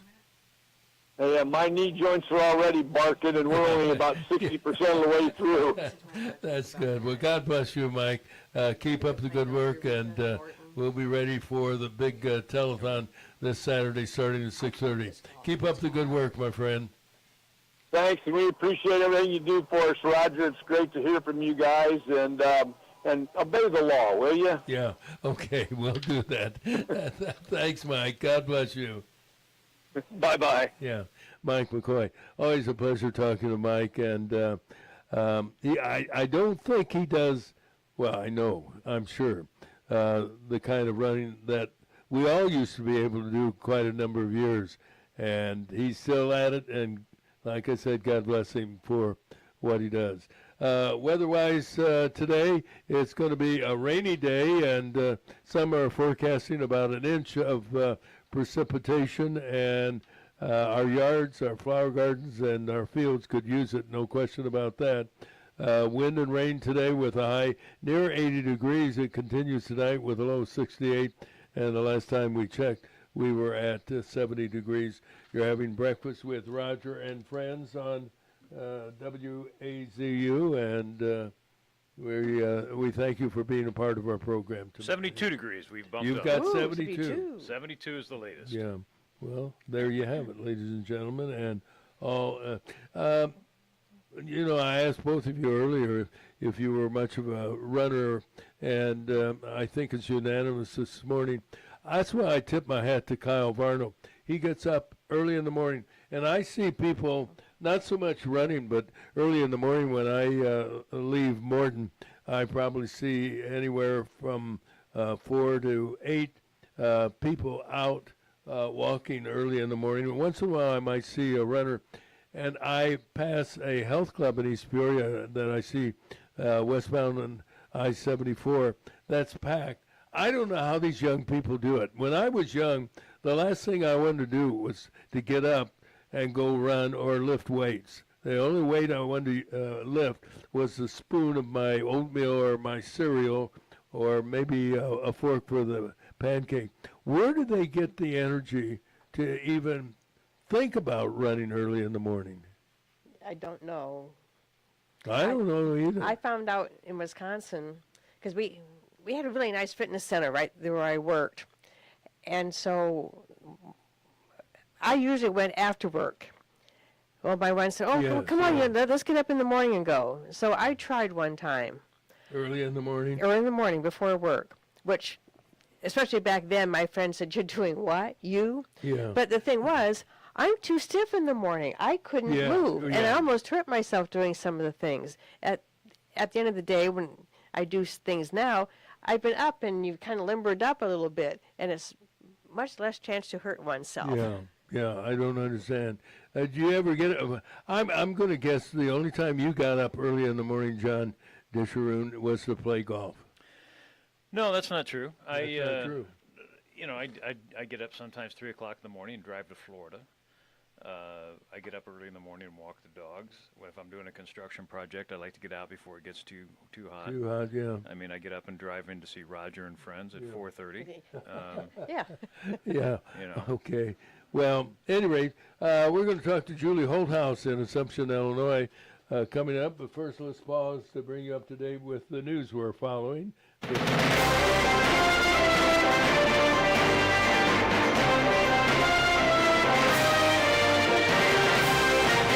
Brought to you by Bob Manning, Senior Vice President, Financial Advisor. Bob is with the Grandview Capital Group at Morgan Stanley for all your investment needs. Check out Bob Manning. He's available at 309-671-4653. Morgan Stanley Smith Barney, LLC, member SIPC. Here's Terry. As we've been saying, today is St. Jude Day on the program. The Memphis to Peoria runners are heading for the Civic Center, where WEEK Television will hold its annual telethon tomorrow night, beginning at 6:30. This is the 45th year for the runners and the 49th for the telethon on Channel 25. We just heard from Mike McCoy.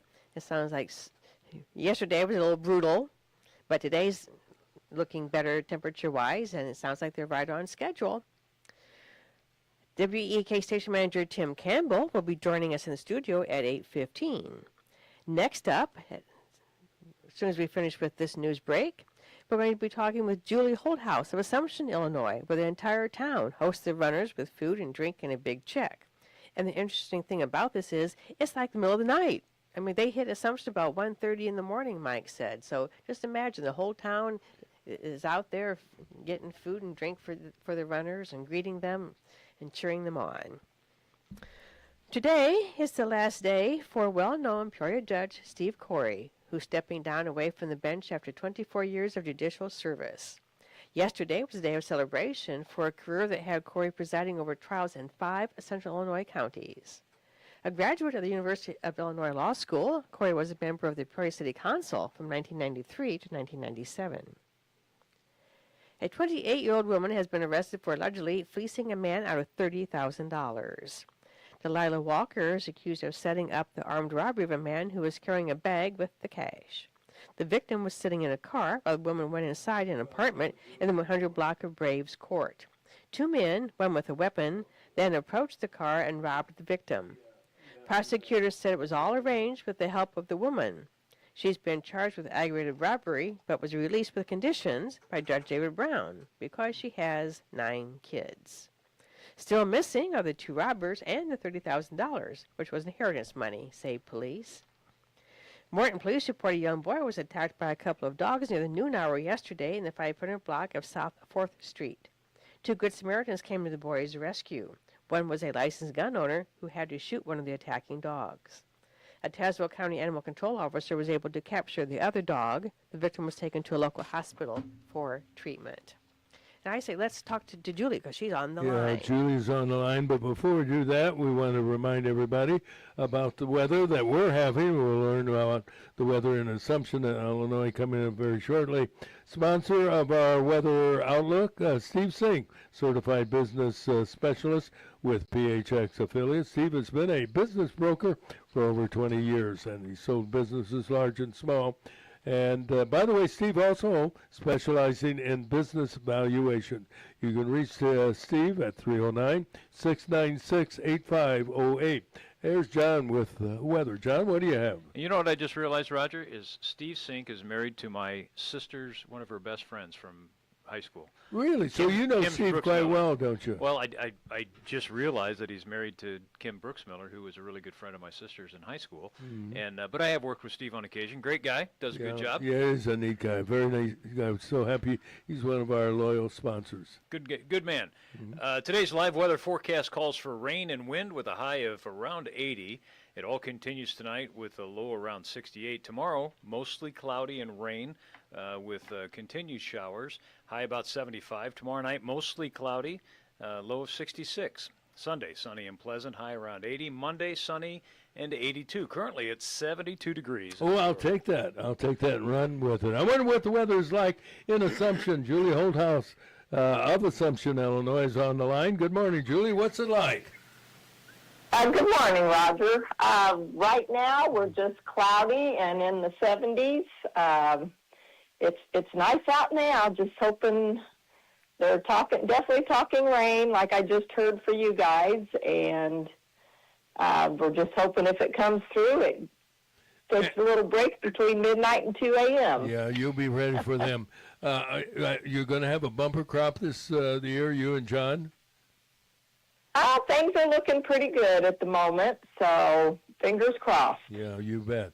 Well, I know we talk about it every year, and I love it, the story of how you got involved, and the town of Assumption, for that matter, got involved with the St. Jude Research Children's Hospital. How'd that happen? Well, where we live on now old Route 51, the bypass came around us, but we've lived here for 39 years, and about 36 7 years ago, it finally dawned on me that what was going on once a year at this time when motorhomes would pull in next door to a lot we have, and realized it was St. Jude, Memphis to Peoria runners. Being farmer, my husband is in bed early and can sleep through quite a bit because he's worked hard. But anyway, we would go over, and finally we went over to talk to these people to see what was going on. Our dog would be carrying on, and found out that's who they were.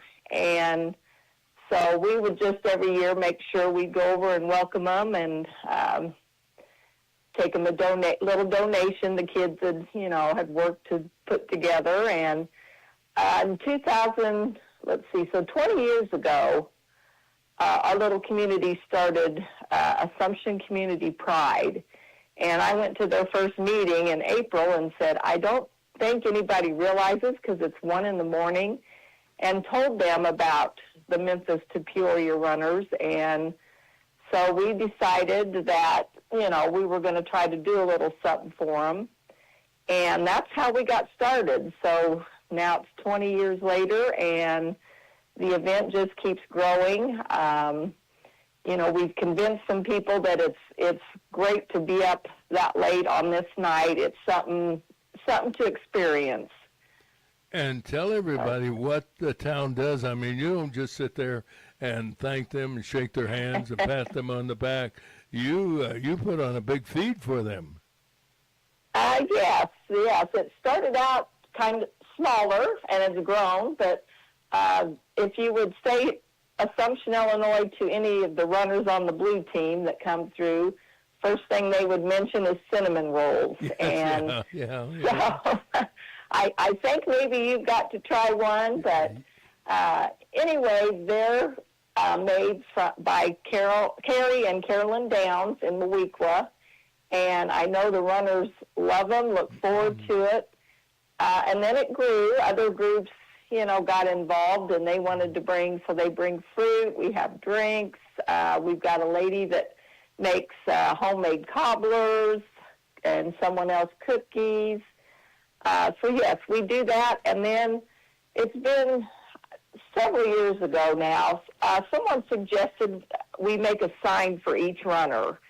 And I guess that's become a big deal to the runners from, when I talk to them, they look forward to that too. So that's been a fun thing. Kids get involved in different groups. And I think this year we have like 109 runners coming through. So the signs are ready, and I'll pick up cinnamon rolls, and we get people to stay out of bed and come on out, and it's fun. We enjoy getting to find out the why these people take off a week of their life to do this. And of course, all our hearts are with them and with the St. Jude kids. So that's kind of the story. It's a heartwarming story, and it'd be a good plot, you might say, for a movie. It is so beautiful. And actually, I think, as I recall, someone in your family has participated in the past as a runner? They sure have. Our oldest daughter, this is her 14th year running. Oh, you're kidding. Wow. Yeah, and then now I'm proud to say this year she has added her daughter, our granddaughter, is running her first time. So that's exciting. We've also had our daughter that lives in North Carolina was able to participate, come home and do 2 years of it. So yes, they grew up with it, saw what was going on, and like I said, our oldest daughter decided, hey, I'm going to do this, and been hooked ever since. This is her 14th year and getting to run with her daughter this year. It kind of gets contagious, doesn't it? Yes, it does. I always say I'm good here behind the scenes. We do our little part, but I don't know that I could. The running part, I don't know, and what I really know, I don't think I could go without all the sleep they do. Yeah, it is. That is hard. What is the population of Assumption? About 1,100. Yeah, boy, and probably 11 million hearts that beat on behalf of St. Jude.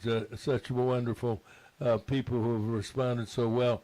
I have a little bit of a connection to Mowequa. How far are you from Mowequa?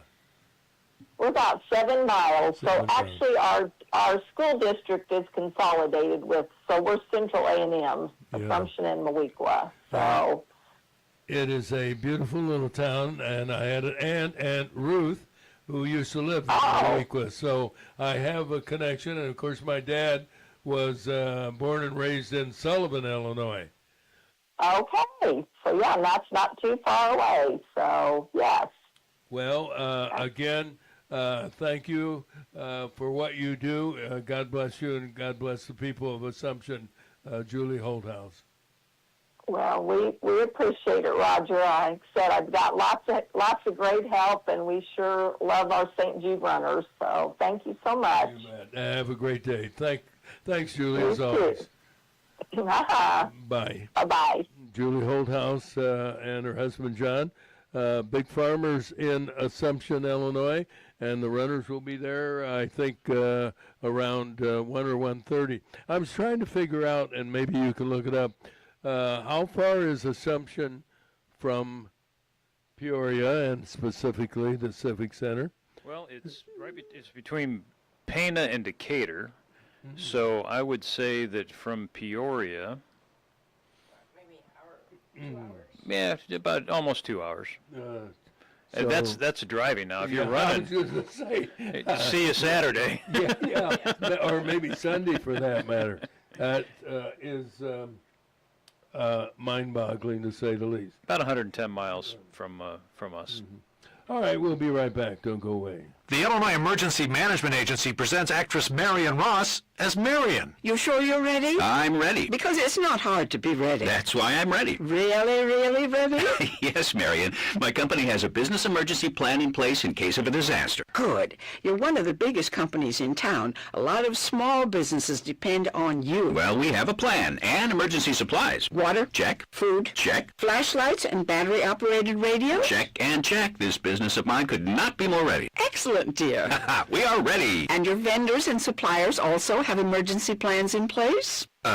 What? If the companies you rely on aren't prepared, think how long it could take you to get your business back up and running. Oh, I guess I could be a little more ready. What, dear? I said I guess I could be a little more ready. Atta boy. For more, visit ready.illinois.gov to find out how to make your business emergency ready. Sponsored by the Illinois Emergency Management Agency. And don't forget to check out ready.illinois.gov on Facebook and Twitter. 7:43 is 72 degrees. Our current temperature, and our forecast calls for wind and rain, or rain and wind, with a high of 80 today. You know, I can't help but bring up the subject of the gentleman who had $30,000 in a bag. I'm going to guess it is an elderly gentleman, and maybe this woman who was involved in the coordinated theft, that she might have been a caregiver for the gentleman, perhaps through a local service, maybe independently and so forth. But it illustrates once again the vulnerability of older Americans and how easy it is. And we sit here, the three of us, and I certainly am an older gentleman. I don't know about the gentleman part, but you scratch your head and said, what in the world goes on? And the money allegedly was inheritance money he received. Why he was driving around, I don't know about the two of you, but I carry very, very little cash for two reasons. I don't have a lot of money, and two, if you have credit cards, you just typically don't need cash unless you want to buy a candy bar or some small item and so forth. I don't want to get too personal with both of you, but doesn't that seem illogical to be carrying $30,000 in cash? And you have to kind of wonder how he got it. I encountered something, this summer. I went to take some money out of the credit union, local credit union. I was paying a contractor. He wanted cash. I don't normally take it out, and I'll say it was $5,000 cash. They gave me the third degree. I mean, she's like, oh, going on a trip? I said, no. And she said, got a big purchase coming up? And I said, well, obviously. She said, what are you doing? And I said, it started to aggravate me. And I said, I'm putting a roof on. And she goes, oh, locally? And I said, yeah. And at this point, I'm, you're getting a little upset. And she walks away and comes back and says, my head teller needs a little bit more information. Is this a home improvement or for someone else? And I said, hookers and cocaine. Did you really? I did. That? Yeah. Now go get your manager. Yeah. And the guy came out, and he, I gave him my driver's license. I had, plenty of money in the account. I'm like, what's going on? He goes, sir, it's for your safety. We have to make sure that you're using your money wisely. And at that point, I let an expletive slip out, and I said, give me the damn cash. So how this guy got 30 grand, I don't know. You got to fill out a federal form for anything over 10. You got to fill out a state form for anything over like 2,500 or 3. Consequently, I ran into the president of the credit union at a fundraiser the other night, and I relived my experience for him, and he goes, we get that all the time. He goes, we got to ask because so many people are getting taken advantage of. And I said, do I look like a guy that's going to get taken advantage of? And he goes, you can never tell. And he goes, now, wait a minute. Are you the guy that said hookers and cocaine? Did he really say that? He did, and I said, so yeah. The story floated through the internet. And I said, it's a line from a movie. Well, actually, it was a guy that they interviewed him on the news maybe 10 years ago. What would he do if he won the lottery? Yeah. And it was a live broadcast. It's all over YouTube. And the guy, they come up to him in the store. He's buying lottery tickets, and she goes in, what would you do with $175 million? He looked at her and he goes, hookers and cocaine. So it's not original to me, but it just rubbed me the wrong way. Yeah. And I thought about canceling my account because it bothered me so bad. And he's like, don't do that. We're required regulations, all this stuff. So then you see a vulnerable individual, right? Yes. 30 grand in cash. Who gave it to him? Yeah, why were they not checking all his credentials and Yeah. in the third degree? And they offer you a cashier's check. They offer you a bank check. They offer you an electronic transfer. I mean, they do all this stuff, and you're like, my contractor doesn't want that. I don't know why. He probably has to pay his help. Whatever. But so yeah, you hear stories about that, and you're like, Johnny be good citizen here can't get a handful of cash, and then they let somebody walk around with 30 grand, and for his own protection, they should have given him a cashier's check. Yeah. Here's another part of the story to consider: is that accurate? Was there 30,000 or was it 3,000?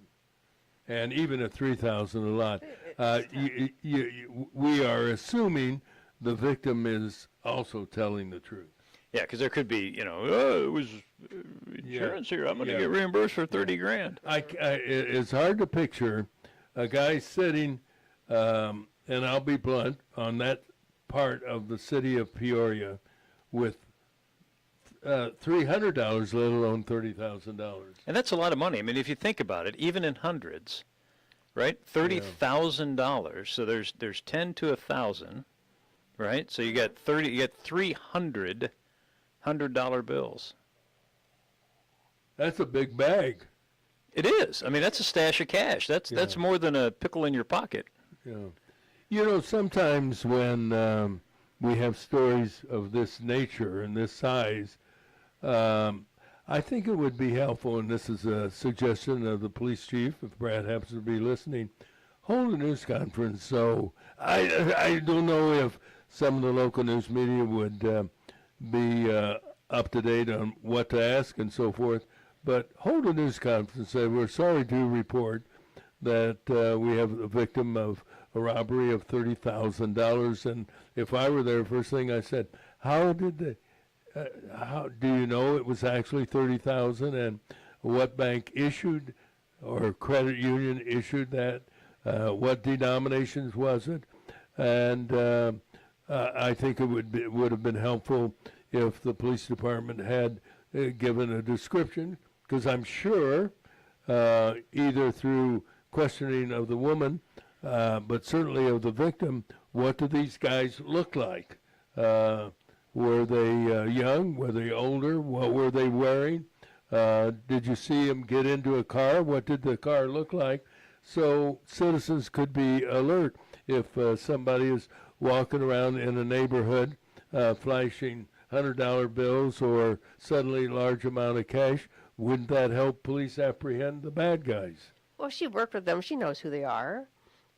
I mean, you can't tell me she didn't plan this with total Right. strangers. Absolutely. So she needs to be telling them. It's just going to be a matter of them finding them and getting them if they haven't already left the area. But still, she knows who they are. Yeah. The question is, will she cooperate? That's right. Will she cooperate? And what's your response to letting her go because she has 9 kids to care for? I probably can't say it on air. So. Okay. If that's the type of person she is, maybe she shouldn't have 9 kids. That's exactly right. Yeah. I mean, I've got 9 toes. Do I have to go to prison? No. No. Well, I don't know. This little piggy went to the market. It just depends what that little piggy's been up to, for that matter. Well, it's one of those stories, again, that you think about, and there are more questions that are unanswered other than the fact that the victim said, I lost $30,000, and the woman was released on conditions, and that includes the ankle GPS system she's got and so forth. Ankle monitor. Yeah. But even that, I mean, that's too much freedom. Those are, you can defeat those devices too, and they and probably do for that matter. Yeah. Yeah. Well, it is one of those stories that you follow and say, that is just unfortunate, to say the least. Coming up in the next hour on Breakfast with Roger and Friends, we're going to talk to the station manager for WEEK, Tim Campbell, who's going to join us in the studio. In the meantime, are you ready to put your thinking caps on for this day in history? Don't all answer at once. Teri's really good at this. Okay, yes, she is very good at it. This is July 31st, and in 1790, something very special was initiated for the very first time by the United States government. What was it? It was the first time, 1790. And was it an award, like a military award? Well, it wasn't, I like that. It was not an award. 14th anniversary of... wasn't an anniversary. It was the first of many to come, and because he was the first, not necessarily significant, but I'll mention it involved someone in the city of Philadelphia. Benjamin Franklin?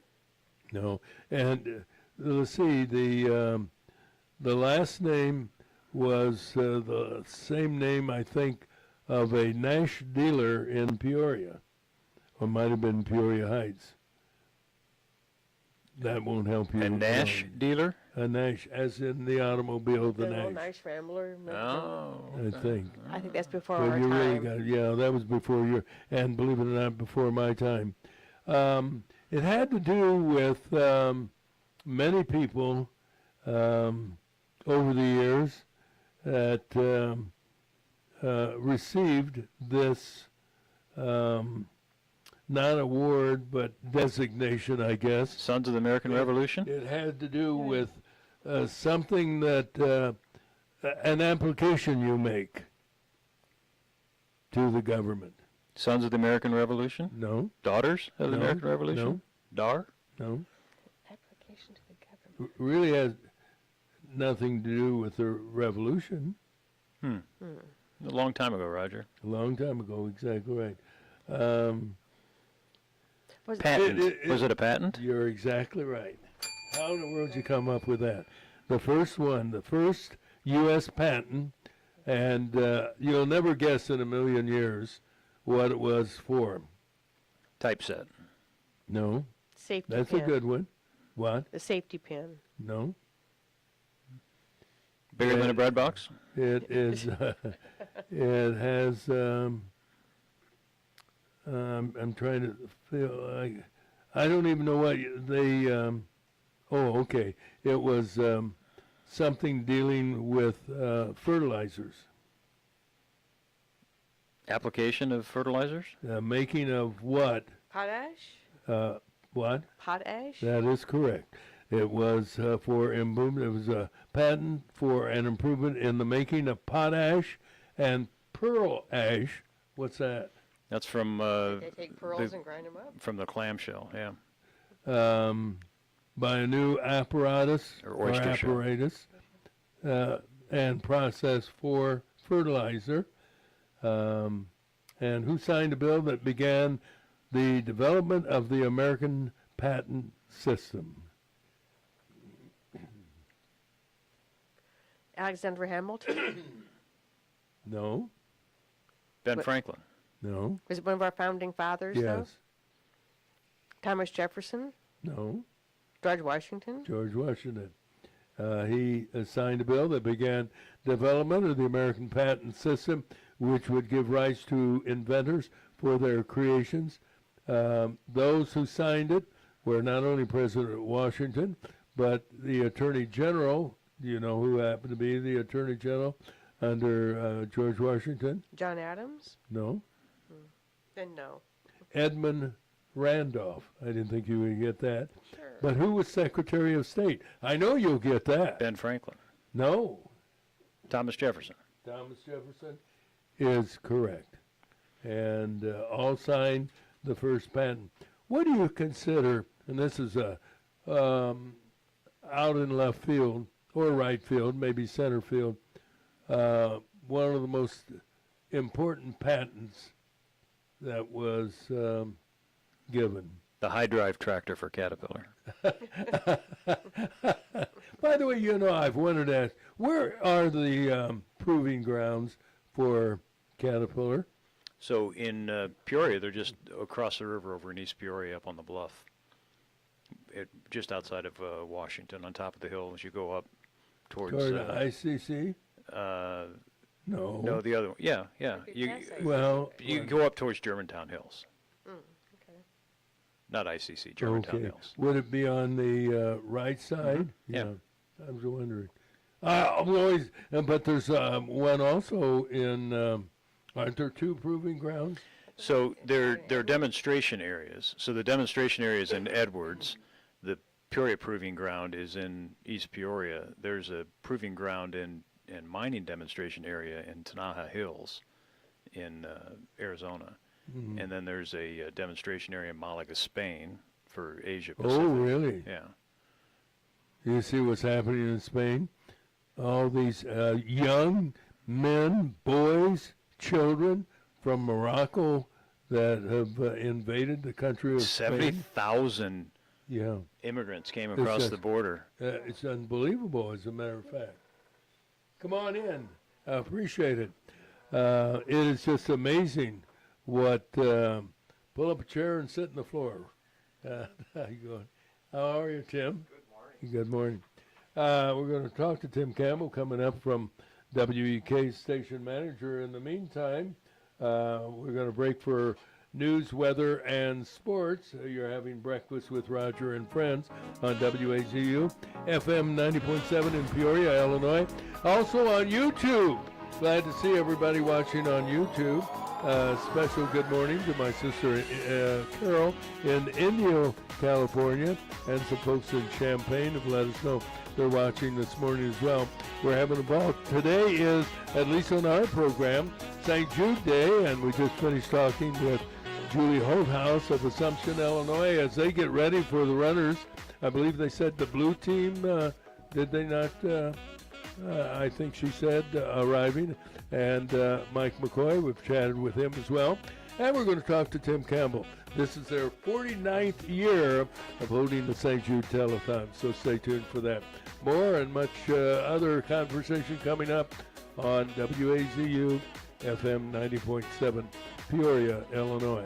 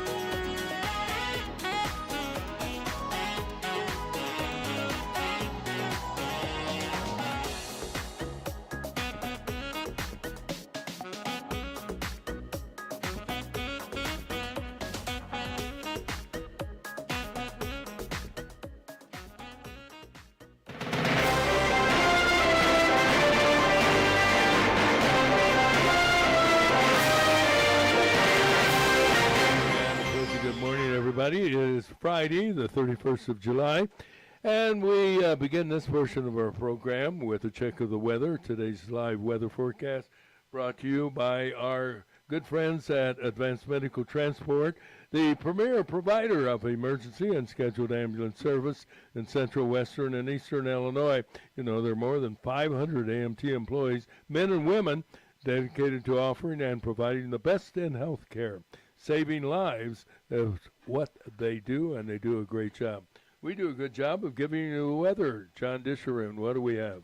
Today's live weather forecast calls for rain and wind with a high of 80 degrees, and it all continues tonight with a low of 68. Tomorrow, mostly cloudy, windy, and rain with continued showers, high of 75. Tomorrow night, mostly cloudy and more rain, low of 66. Sunday, it's going to be sunny and pleasant with a high of 80. Monday, sunny and 82. The rain is on the way, supposed to hit us about 8:15 this morning. Currently 73 degrees. Do you have a big lawn where you live, John? I mow a couple acres. Yeah. Do you use the riding mower, I assume? Zero turn. I walk it sometimes if I'm not getting enough steps and it's not 1,000 degrees outside. Yeah. Wow, good for you. I can get 16,000 steps mowing. You're what? I can get 16,000 steps when I walk the mower. You have a pedometer that you measure? My phone tells me everything I need to know. Okay, I'll take your word for it. All right, now we have the news. What's our lead story this morning? Well, we're calling today St. Jude Day on the program.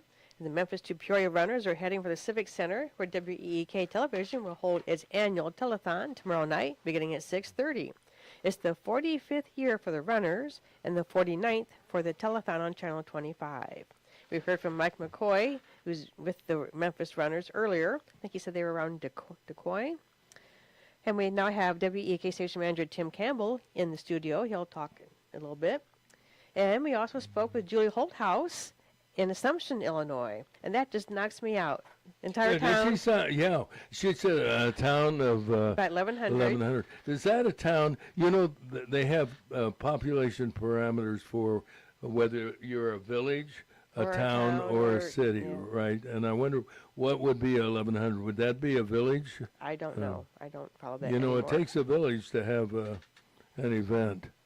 It just knocks me out that it's the middle of the night when the planes 1:30 get there. in the morning. 1:30 in the morning. And the town is there. Yep. And she mentioned they have food, they have drink, and they have a check as well. A big check. Famous cinnamon rolls. That's it. I don't want to make any assumptions, but I would imagine. Okay, that was good. That was very good. And, you know, I asked Mike and I asked Julie a couple of years ago, could I have a sample? And he brought back, and he admitted he had gotten into it, that she sent a package of cinnamon rolls. It was a tray. I you remember that? It was this big around of the cinnamon rolls. rolls. It was wonderful. Yeah. Well, today is the last day for well-known Peoria Judge Steve Corey, a former neighbor of mine and a dear friend, stepping away from the bench after 24 years of judicial service yesterday. Golly, a big day of celebration for a career that had Corey presiding over trials in not one but 5 central Illinois counties. He was chief judge for a while. He was. He was. Yeah. You think you can get him to run for mayor? Well, you know, he ran successfully for council. He served on the council from 1993 to 1997. Nice guy. He's got a dry sense of humor. And he used to live in Wardcliff, and then he started making more money, and he moved out. Great he moved guy. on the other side of Forest Hill. Nice guy. Yeah. Really, all the Corys are. Try to talk him great into people. being mayor, because he'll listen to you, right? Yeah. I don't think so. One of the highlights of his career was the swearing in of his son, Stevie. Stevie? Do you remember he was kind of a part of the sports department at Richwood High School. And he was going to run for city council himself, and then he got a nice cushy state job. Yes, he did. That's exactly right. That's exactly right. So, Steve Sr., we wish you well in your retirement. Nice guy. Speaking of the courts, a 28-year-old woman has been arrested for allegedly fleecing a man out of $30,000. Delilah Walker is accused of setting up the armed robbery of a man who was carrying a bag with the cash. The victim was sitting in a car while the woman went inside an apartment in the 100 block of Braves Court.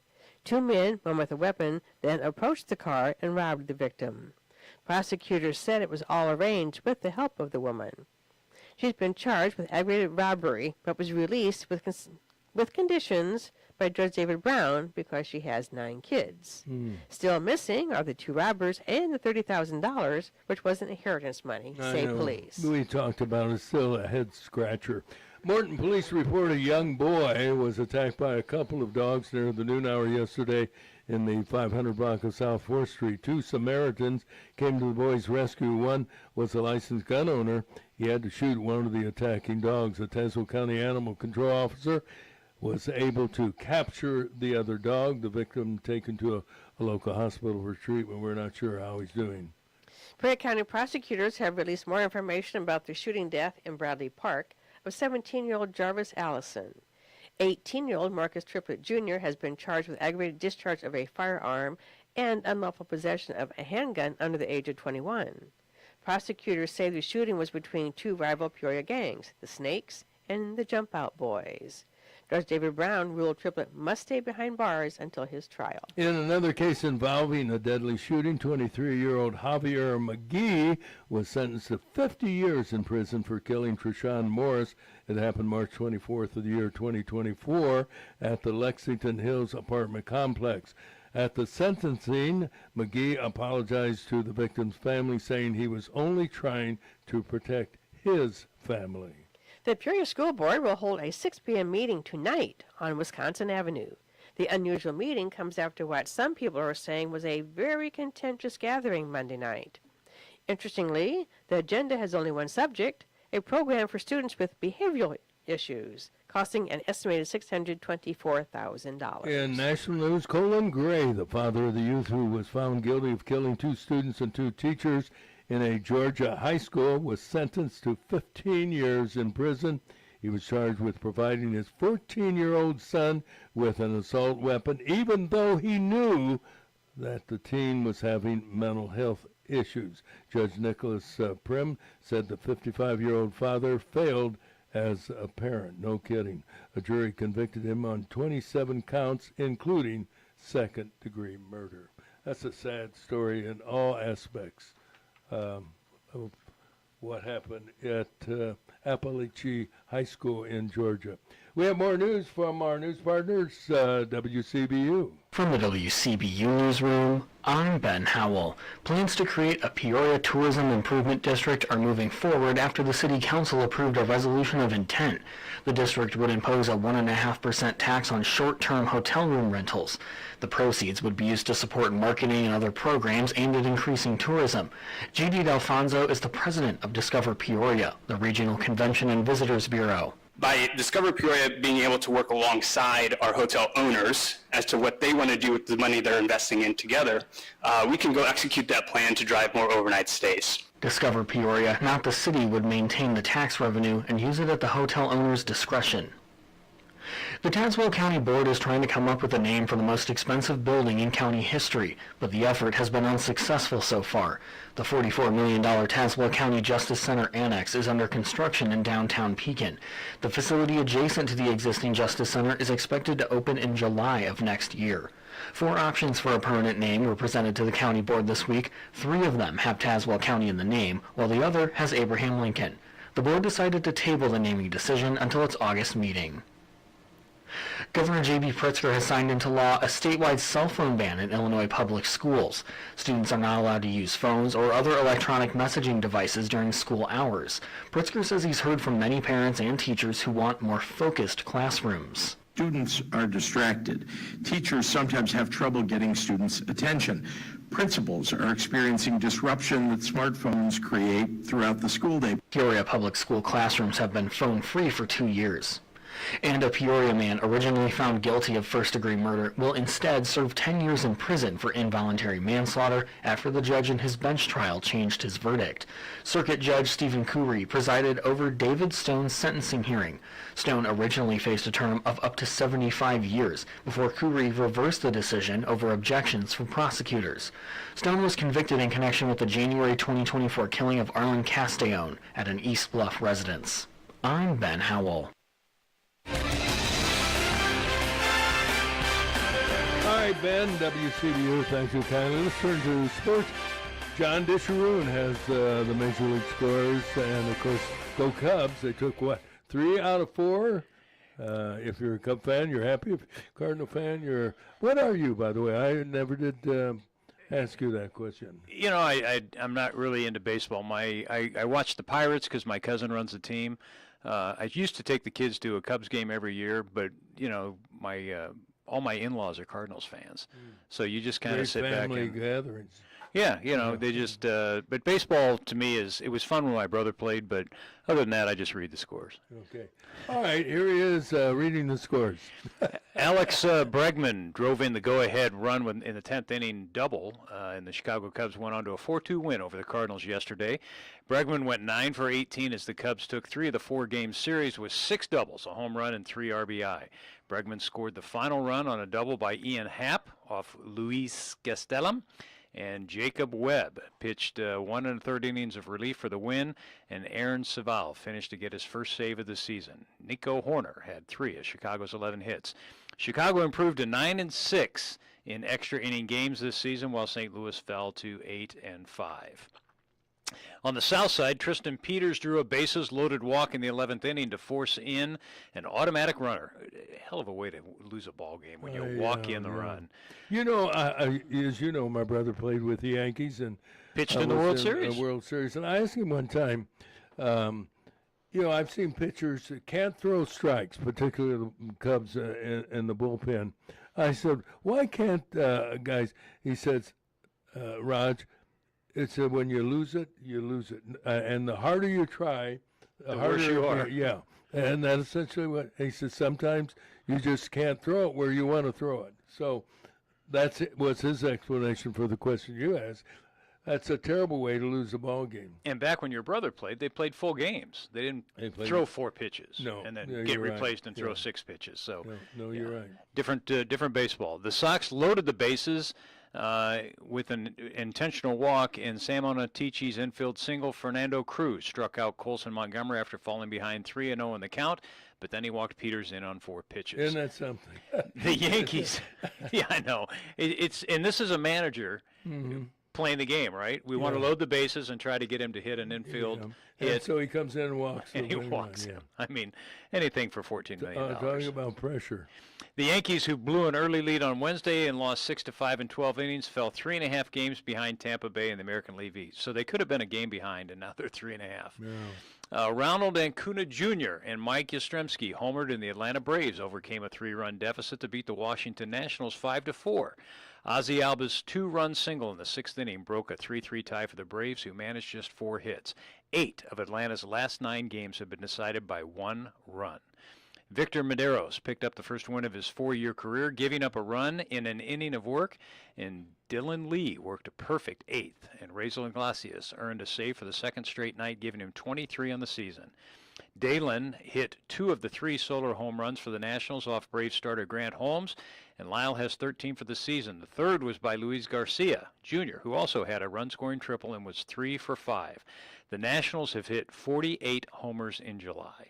That's 1 off their peak of 49 set in September 20 years ago. In other Major League news, the Rays were over the Rangers 3-2, the Twins over the Royals 4-3. Mets beat the Marlins 4-2, and the Reds were 3-2 over the Pirates. The Red Sox 5-4 over the Athletics, the Giants 4-1 over the Padres, and the Dodgers 6-2 over the Mariners. In a little bit of local news here, the big upset in the 100th Peoria City Men's Golf Championship this week. Quinn Cox, a former Bradley golfer, defeated the 3-time winner Scott Fagley. He moves on to the semis. That was an upset. That was an upset. And we have the 2026 Senior High School League Softball World Series starting on Monday, August 3rd. It's going to be 6 p.m. on various ESPN channels out there, outlets out there. And the 2026 Discraft Ledgestone Open, which is disc golf, is underway in Peoria. 2,200 players in the men and women's divisions, 15 courses in and around Peoria. A lot of disc golf, which frisbee golf we used to call it, is going on around here too. So we got more than Major League Baseball going on as I'm getting informed as the morning goes on. I never have gotten into that, probably because I'm not any good at it. It's hard. It takes a real skill, doesn't it, Terry? Yes, I dated somebody, and he took me out to the course there in Morton, and they're smaller than your normal Frisbee, a little bit smaller, but you've got a basket, and you've got to throw this thing and get it in the basket. It's hard. Yeah. So I'm impressed with these people. In high school, this goes back to the late 70s.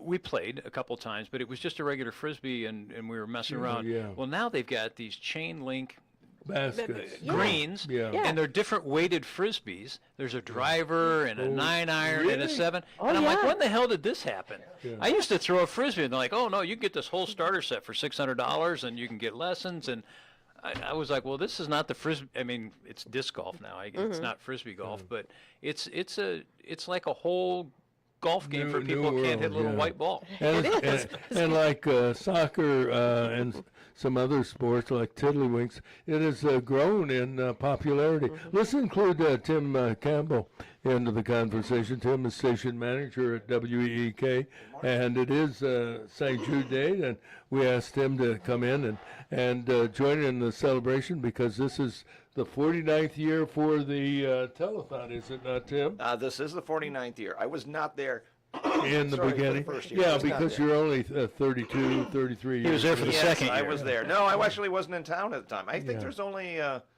not sure. I think if anybody knows Steve Shaw, I think he's retired from the TV station. He still works there. I think he's the only person that's actually worked every single telethon. So he was there in '78 for the first one. Yeah. We were talking earlier about the general manager of the station that back then was Bill Adams. Bill Adams, yeah. And we knew Bill. Bill would be an occasional guest on our program.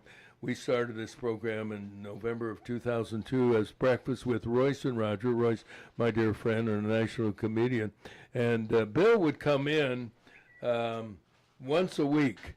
And we had such a great fun because I remember when Bill was an usher at the Madison Theater, as a matter of fact. And then we were trying to think, Terry, I don't know if you looked it up or not, but we were trying to remember the column that he wrote. Memories. It was just Memories? Wasn't it Memories of the Peoria area? It had memories in it. I remember Gomer Bath had a column called Straws in the Wind, and that's really going way back. Anyway, while they try to find it, Tim, tell us a little bit about you. You are from Iowa, born and raised in Iowa? I am originally born and raised in Waterloo, Iowa. So that's in northeast Iowa. God's country, as I always like to say. But then, so I went to northern Iowa. For school. Majoring in? I think it was technically communication, broadcasting. Okay. What'd you want to be? Majoring in? What'd you want to do? I always say when I graduated from college, I just wanted to find a job. You know, that was the big thing. That was the big. I think I'm sorry. I think I just wanted to. I think TV. I wanted to do TV. Yeah. I like video. I think I always wanted to do. Honestly, I think I wanted to be David Letterman. I think that was always like if I could be Pat Zajac or David Letterman. I always thought they had the best job ever. Well, Roy said I wanted to be Howdy Doody. So that's kind of funny. My standard is a little lower than what you were. But you also wound up going to Drake. Did you say? My wife went to Drake. So I ended up getting a job at WHO TV in Des Moines, which was a fantastic. If anybody knows. Like radio, that's the powerhouse. That was WHO. WHO radio. You know who was the famous former president who worked Ronald there? Reagan, of course. Ronald Reagan. Yeah. He used to do baseball games over the teletype, and I read about. He would read it, and they had crowd effect noise in the background and so forth. And the hardest thing was occasionally the teletype would shut down, and would have to ad lib around that, but as you know, he was quite good at that. Well, what brought you to Peoria? Well, I mean, it's kind of a person knows a person who's a person kind of thing, and there's a position open here, and they said, do you want to, would you like to interview for the promotion marketing guy position here? And so I interviewed, and they offered me the job. And who was the station manager? It was Mark DeSantis at the time. Okay, yeah. And so, packed up. Mark DeSantis. 2 young kids at the time, and married, and moved here. And I think in TV that was one of those.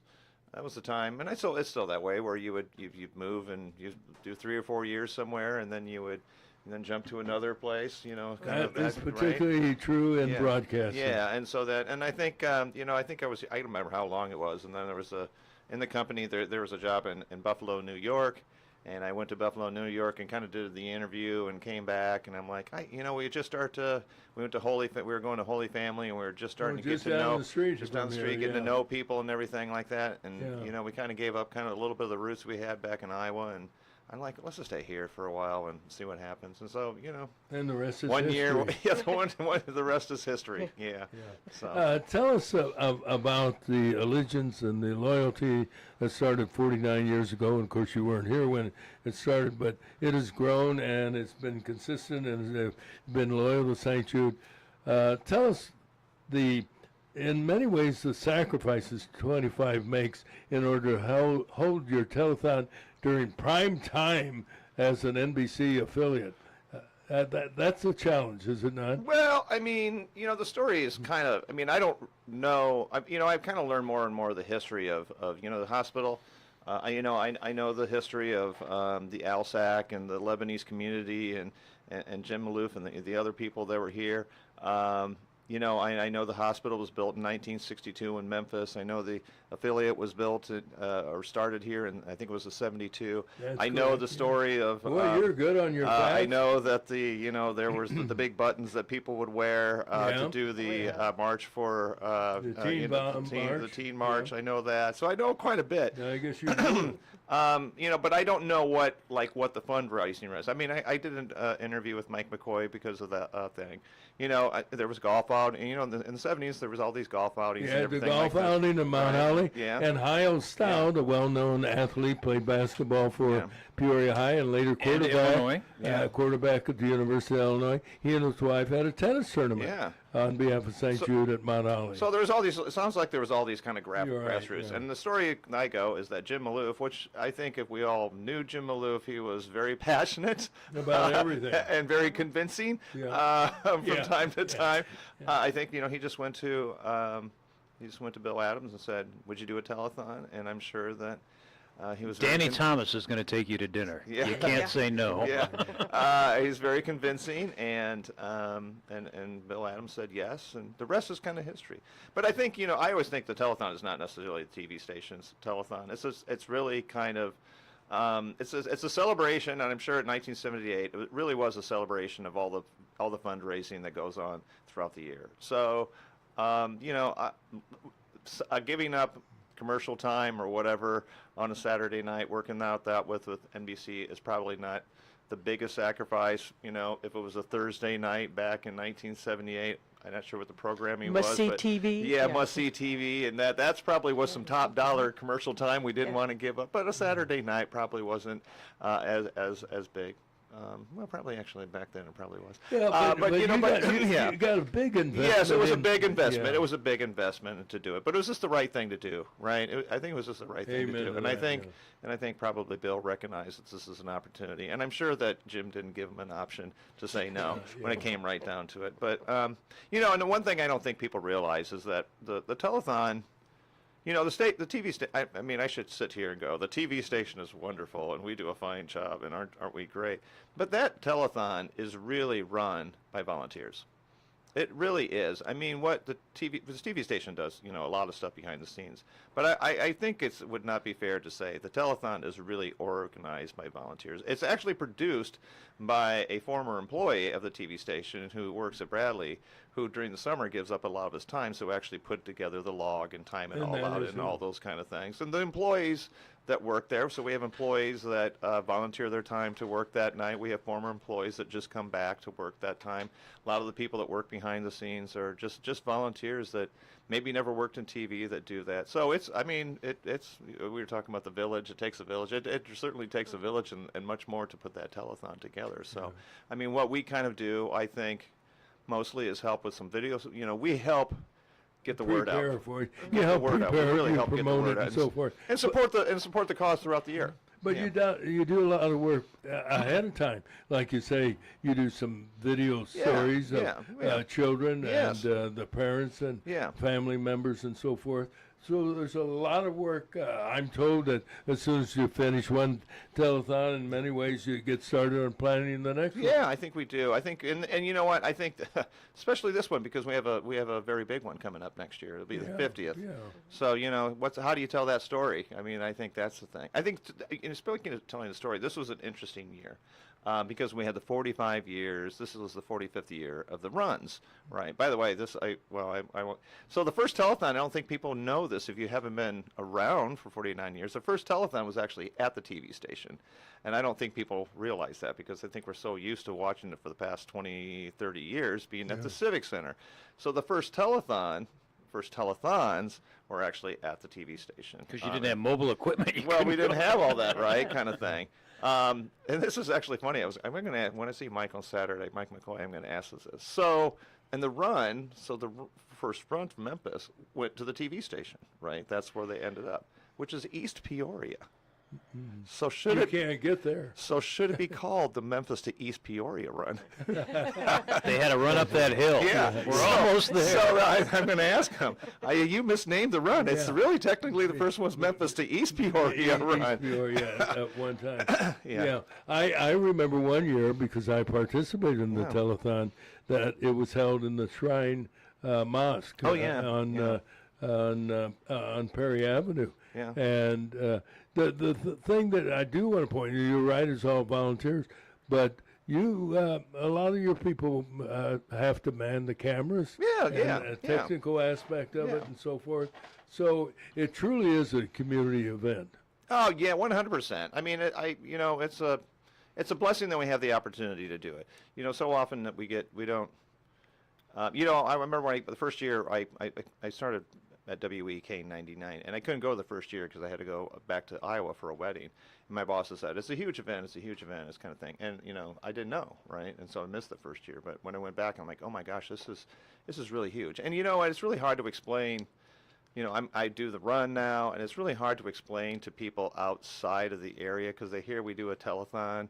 I just don't know, how do you even begin to explain what when you have 2,500 runners hanging outside the Civic Center and they're running in and you have this huge Civic Center just full of people and just the energy that's going on. And then there's not a St. Jude telethon anymore, anywhere, or this is the only one that's being done in the United States anymore. You're right. Telethons used to be popular. Probably the biggest nationally was the Jerry Lewis telethon, which was huge, and Labor Day every year. And they used to do an MDA telethon at Channel 31. And that's gone. So it's quite unique. What are the technical challenges that Channel 25 faced in order to put this on? Because this is not an easy task. Oh, well, gosh, I'm the worst at it. I'm a storyteller. That's what I love to do. Well, tell us the story. But the technical challenges are this. Technical challenges get a little easier. As you know, with anything live, there's always, you have a live broadcast event. Anytime you're doing something live and it's not in that safety zone at the TV station, you just never know what can go wrong, right? Because you're taking a signal and you're broadcasting it live to a different location. So that's the first thing that could go wrong. I remember we used to remember the old satellite trucks, and they would you have to pump them up the big dish. You have to pump them up in the air, right? And all those kind of the little what they call the mast. I remember we had to have somebody sit out there, and this is when the telethon would start at 6:30 and go to midnight. It's about 6 hours, right? And we had to actually have somebody sit there because over time, the mast, it's basically hydraulic pushing air up, keeping that thing up. It would start to slowly fall if somebody wasn't paying attention. So we had to basically have somebody just sit outside in the dark for 6 hours just staring at that thing. Really? So, and make sure it would stay up. But, you just never know. You could lose power. Basically, our signal is kind of just like a lot of things, internet, right? If you lose an internet signal, what's your backup to do all those kind of things? So, gosh, I hate even talking about it. But so I think, there's just so much complicated. But as I always say, it's complicated, but it's routine. You know what we do, right? Just what you do here. It's kind of like what medical people do, right? Yeah. Like it's amazing what they do, but they do it every day, so it doesn't seem remarkable. But I will tell you one thing that was interesting for me doing this year. Every year we do stories, and it's typically we sit down and talk to a parent who has a child.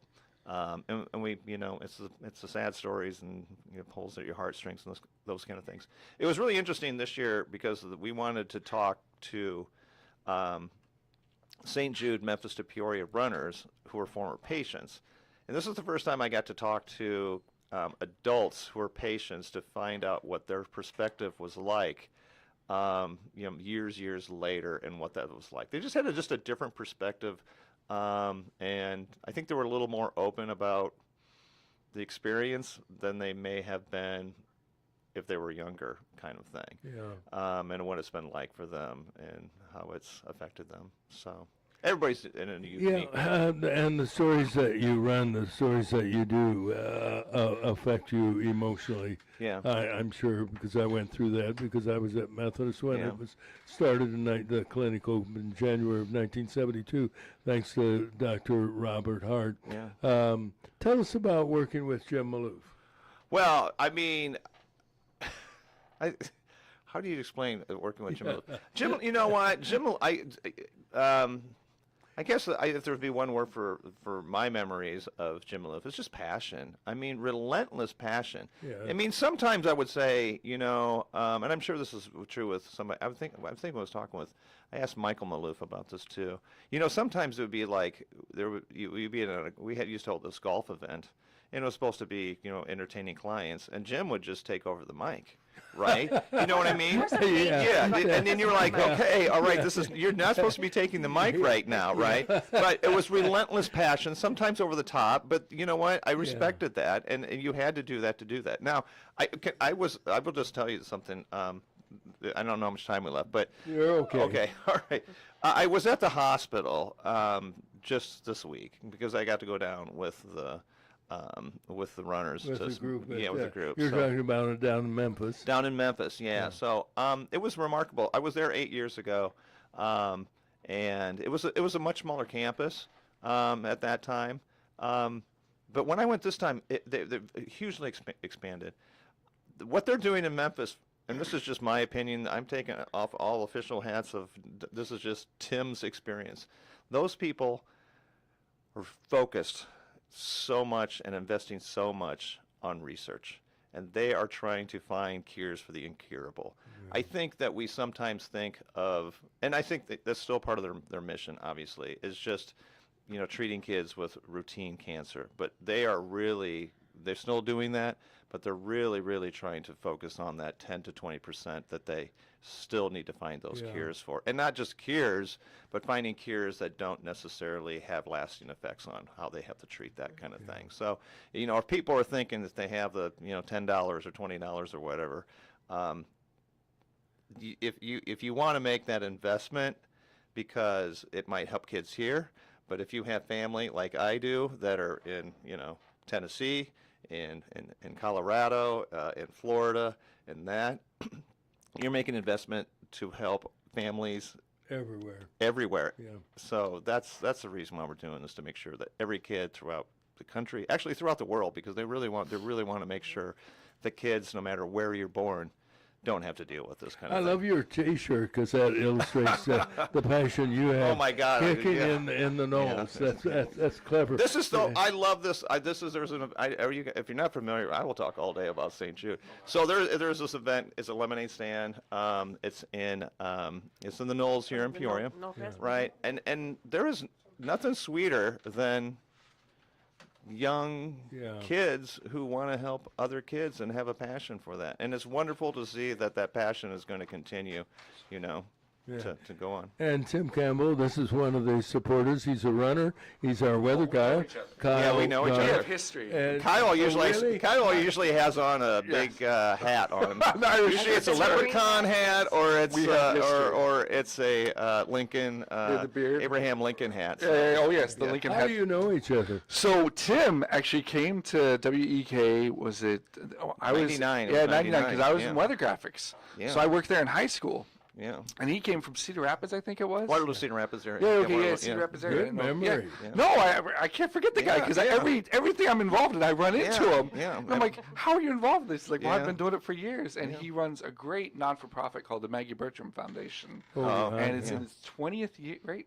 We're like, I don't even know, 13th year, 13th something year. like that. Yeah, it's just What it's is unbelievable. that? What is that? Well, Maggie Bertram was a student at Peoria Notre Dame that was tragically killed in a car accident on Route 8. And she was a big supporter of the arts. And so after she passed, they started a foundation, a non-for-profit foundation, to benefit those students engaging and wanting to go into the arts. Well, that's it's wonderful. fantastic. I mean, they raised so much money. It's amazing. Absolutely amazing. We'll So- come back and talk about that one. Yeah, oh, absolutely. Yeah, in March. You're welcome to Right? come back. You Yeah, bet. because you're going to continue it, I heard. Yeah, we're going to continue. I mean, good. I'll just tell you, yes, if somebody is interested. So I'll just make this quick plug. Yeah. Okay. It's back to school time. The fine arts sometimes don't get the funding that they need. It's true. I have a foundation that we have raised a lot of money for, and I'm amazed we have grants that people don't apply for grants for fine arts education. So if there's teachers, art teachers, music teachers, drama teachers, dance teachers at high schools, grade schools, junior highs, we have money that we can give to them. How do they apply? $1,000 to $2,500. MaggieBertramFoundation.org. Okay. Maggie Bertram Foundation. Spell Bertram. Bertram. Okay. Yeah. It's amazing. Yeah. But we can't. I mean, It's we do. amazing. It's hard. You'd be amazed how I can raise a lot of money. Yeah. I have difficulty giving away money. I believe it. I understand Yeah, that. That so- is great. I know all these art Well, teachers oh. who spend their own money. Yes. Oh, Yeah. absolutely. All these art teachers that I know that spend their own money, I'm going to have them call you. Yeah. No, it's amazing. Yeah, so. because a lot of those will Anyway. do that. Well, Tim, thank you. God Oh, bless thank you. for I gotta go coming get some in. coffee and some gas And, now, Yeah, but, I love yeah. it. I love it. I All love right. what you're doing. And thank you, and to all the people at Channel 25 who Amen. every year put on an amazing telethon. And they volunteer. Most of them volunteer. Well, you to do it. mentioned that. Oh, You said- yeah. Yeah, we all you volunteer. said, Incredible thing, yeah. You said, Yeah. what 2,500 volunteers? 2,500 runners. Runners. Runners. 2,500 runners. I don't know how many volunteers. It's countless. A Well, lot. you have to think of all the people. I'm sorry. I'll talk all day No, long it's about great. the telethon. That's okay. We're going to have you start TV co-hosting the TV show. as a matter crew. of fact. TV crew. Just the broadcast is probably relatively small, but you have to think of all the people that have to count the checks that come in, the people who have to set up for the runners, who have to coordinate the street for the runners to come in, to help make sure the VIPs are coordinated. So it is kind of overwhelming. So Oh, it's incredible. And then hundreds. Yeah, and it's almost like a reunion This is right. every year, the telethon, Yeah. because when we come back, there's so many former WEK employees that come back to Yeah. volunteer and work it. Like Dave Lenny, Yeah. a producer when I was there in high school.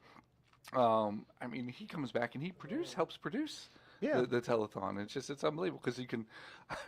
When I did the floor directing, I come back and help with that in college. Yeah.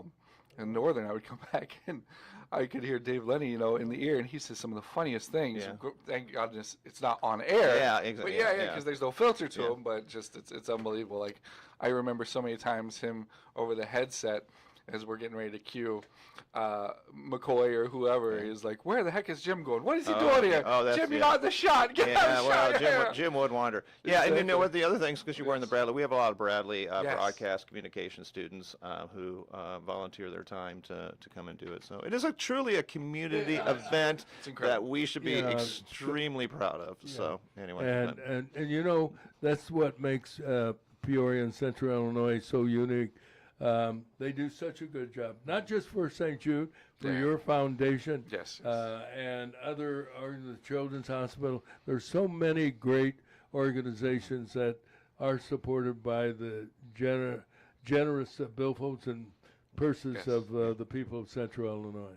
It's a very generous and loving community, and we're so blessed to be here. All right, I thank you very Great, much. thanks for I coming got, in. they're, the team's like, I got to get some stuff done for the telethon. Okay. All right. Tim, it's raining outside. We talked you into the Is water. it raining? Oh my gosh. Not yet, not yet. Not yet. All right. That's the guy you want to know. It's coming, though. It's coming, though. Yeah, Yes, it's guys. coming. I appreciate it. We'll see you tomorrow. Goodbye. And since you're here, and Yeah, you want to do news? let's update? skip the news and just do weather. Sure, absolutely. So showers and thunderstorms are certainly on the move in. We have a really, thanks be to God, rain finally moving in after a 3-week dry spell almost for most areas. It's coming in out of Iowa. We have some heavier bands moving in here probably in the next hour or so. Definitely be here by 10 o'clock this morning, if not sooner. And then scattered showers, maybe a few embedded thunderstorms. The majority of the activity, I think, is going to take place after about 7, 8 o'clock this evening. I expect widespread scattered thunderstorms activity. And then most of the severe stuff should stay south of I-72. But we could see a severe thunderstorm, believe it or not, in the area, primarily between, I'd say, 7 p.m. and probably midnight, 1 a.m. It's, we've been talking about St. Jude all morning. This tomorrow, the forecast is really interesting because runners, believe it or not, or maybe just I know a majority of runners like myself, we enjoy running in the rain as opposed to 95 degrees and 94% humidity and 70 dew points. So we're actually excited about the rain. And, if it can rain all day, that's fine too, just as long as it's not a really heavy rain because they pull us off the road if they can't, the visibility gets low because we don't want anyone hitting the runners. Or if it's lightning, they pull us off the road. But some runners don't complain about that either because it's like, all right, we'll skip that leg. That's fine. We'll sit on this charter bus and skip this leg because it's lightning out. And then we go on to the next leg. So tomorrow, actually, especially tomorrow morning, we could see some very scattered thunderstorms still in the area. And then that would be refreshing for us runners, but it could also limit some of the legs we run. My understanding is the rain's going to be heavy. Yeah, very much so, especially tonight and tomorrow. Tonight into tomorrow morning, I should say. I think it's cleared out by 4 or 5 o'clock tomorrow night, which is great because that's the time we all line up along Main Street and then run down, Fulton Street. We run around the corner of Fulton Street, and they get the video shots as we're all in our St. Jude running year T-shirts and stuff like that. But the really cool thing, you have to take an umbrella for it, is they've changed the way we enter the Civic Center this year as we first really come in. Yeah, because of construction. Yeah, because construction. Renovation, yeah. So, you've already been told we come down Cumph and then we turn on Jefferson because now Jefferson's two-way. So we turn on Jefferson and then go up Fulton when we arrive, whereas we used to run down Cumph and then turn on Monroe, and that would be the end of the finish line was Monroe and Fulton. Yeah. There. So in a way, you are talking about runners on Jefferson might be a three-way. Yeah. No, they shut down the road. Yeah, okay. Peoria Police is amazing. Yeah, they do a good job, don't they? God bless them. Once we get to the embassy, from there on out, we are covered. We don't have to worry about traffic interfering or anything. They shut it down, and there's people that are honking their boats down on the river. They're honking their cars, as they're driving by on the one couple lanes they have open. So on the Bob Michael, they shut down 2 of the lanes. They do. They keep 2 lanes open. Yeah. So that is it can be considered a honking event. Yeah, very much Honking so. Lots of honking because everyone in Peoria knows what we're Isn't doing. that great? And they see the flags and they see the banners and all. It's outstanding because, and it's so cool when you, again, wait when the runners come in. Because when the runners initially come in, they're just got done running or they're still running. Yeah. When we do the fancy victory parade that we run down the Fulton right past City Hall into the Civic Center, we're already showered, refreshed, we have makeup on, we look more presentable. If you want to see the real strife and struggle, you go down between, say, 2:30 and 3:30 or 2:30 and 4 along Cumph, and then there along Jefferson and up to the Civic Center. You'll see the puffing and sweating and all that. Remember the Civic Center's clear bag policy, and it's a cashless transaction, only cards only. So nothing bigger than a 6-inch bag. It has to be clear. I tell you what, once I get to the Civic Center, we don't pay a dime. They treat us like kings. We get this huge dinner, and then we get beer, and our choices are Bud Light or Bud Light. Really? I did not know that. I joke about it. Oh, you joke? It's like, so what are my other options? Yeah. Like, we just have Bud Lights there, and I'm like, but what if I wanted a different beer? I always give them grief about it. You gotta bring your 'Cause own. It's like, is this the beer that is like been sitting for 4 months? That just no, we couldn't move, and yeah. Yep. Yeah. Hey, our live cam shot says it's raining at Weematuck.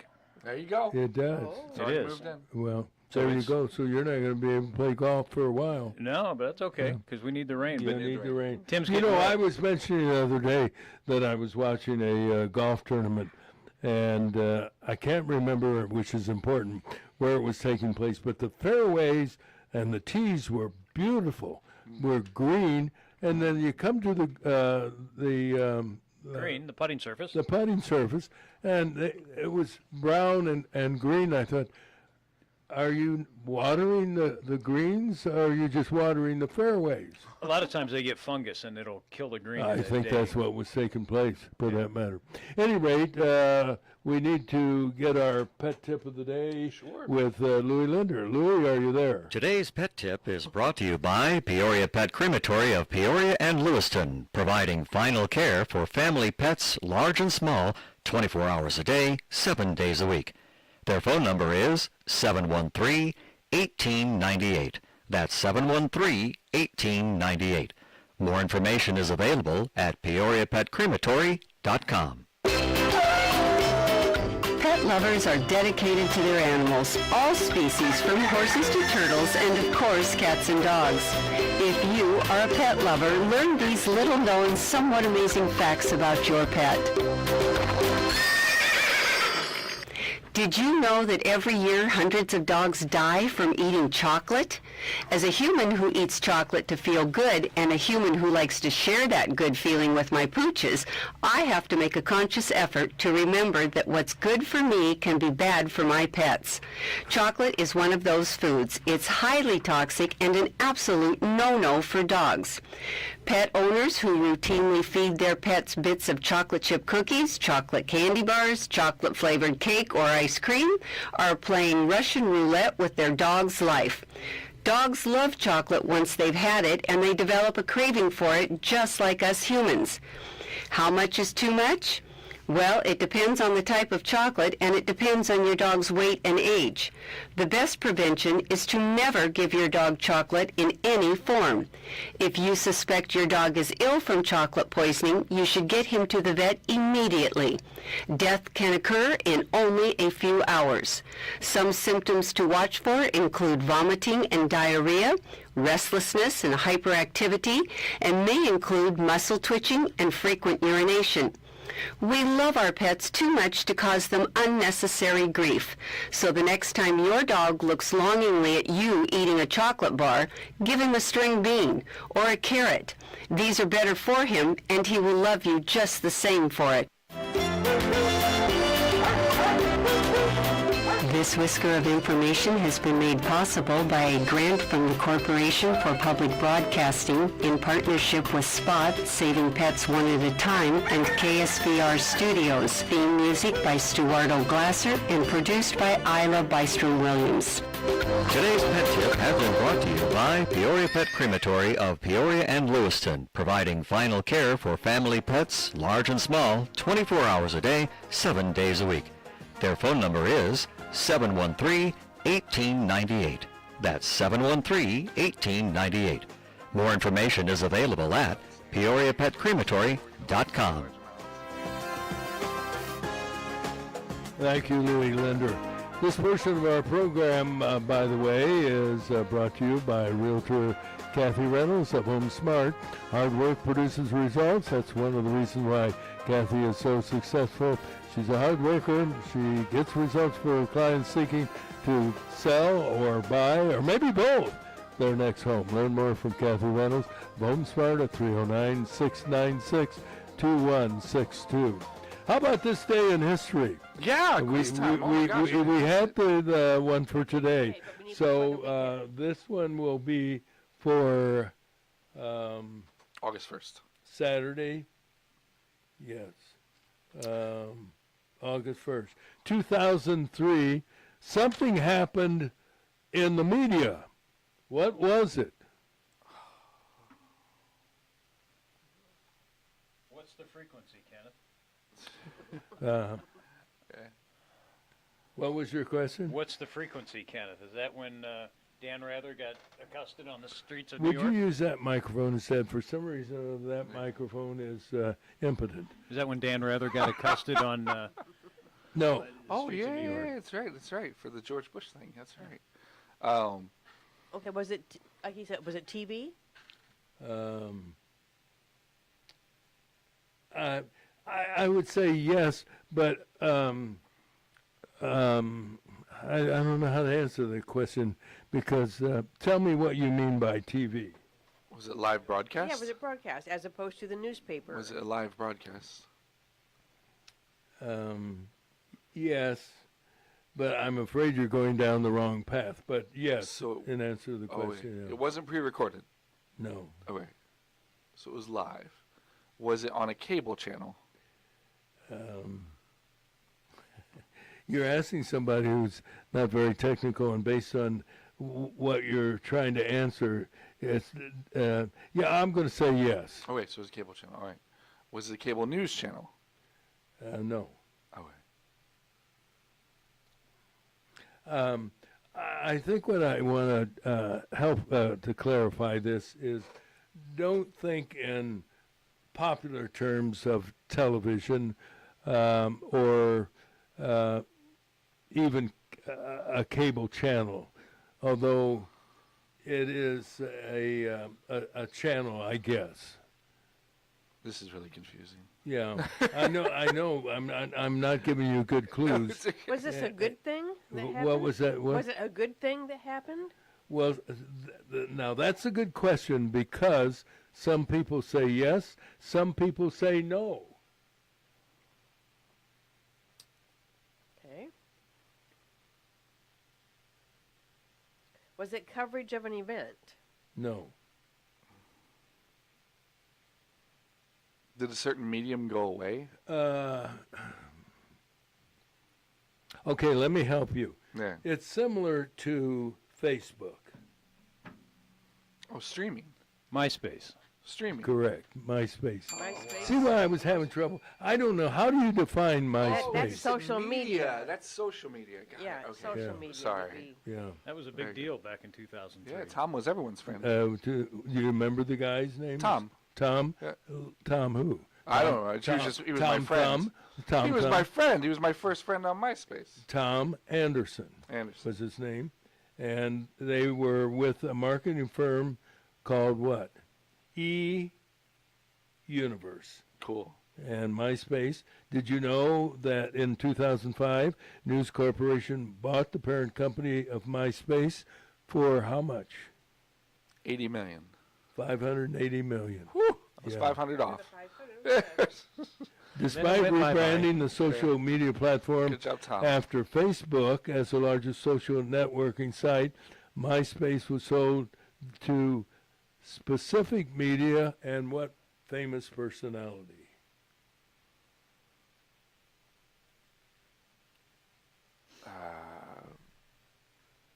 Initials JT. Justin Timberlake? Yes. Oh, wow. And I didn't know he bought- and bought- guess, in 2011, for how much? Only 35 million. Oh. Isn't that something? That's funny. Yeah, that's a good deal. All right. Finally, August 2nd, 1939, a well-known personality, not in the entertainment business,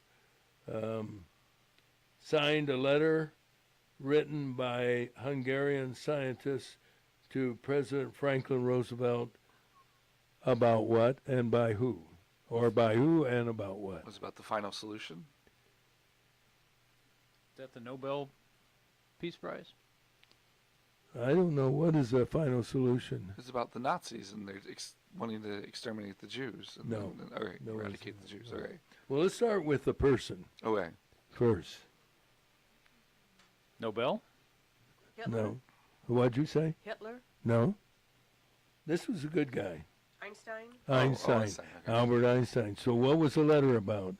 Oh, emigrating to the U.S. No. The Urging watchfulness and, if necessary, quick action on the part of the United States in what research? Catching up on Nuclear nuclear fission. research. The what? Nuclear fission, nuclear science. Atomic research. Yeah, Close yeah, enough. Nuclear fission. He feared that Nazi Germany had begun work on an atomic bomb, which they had been, according to research, and urged the United States to begin atomic research. After reading the letter, Roosevelt created the Advisory Committee on Uranium, later known as the Manhattan Project. Manhattan Project. Well, very good. Good job, panel. You Dr. took care Oppenheimer. about the... So where did they enrich the uranium? Do you know, or are you just asking? I'm going to say okay. New Mexico. No, that's where they detonated it. Yeah. They enriched it in Oak Ridge, Tennessee. Oh, yeah. They that's right. tested it in New Mexico, and they put it together in Chicago. Interesting. For 10 points, name the Peorian who was involved in the atomic research and actually also was part of the carrying of the, I guess, the key or the code for the atomic bomb. He's been on the show. I don't know. Yeah. Used to be on the show. He has since passed away, but he talked about it.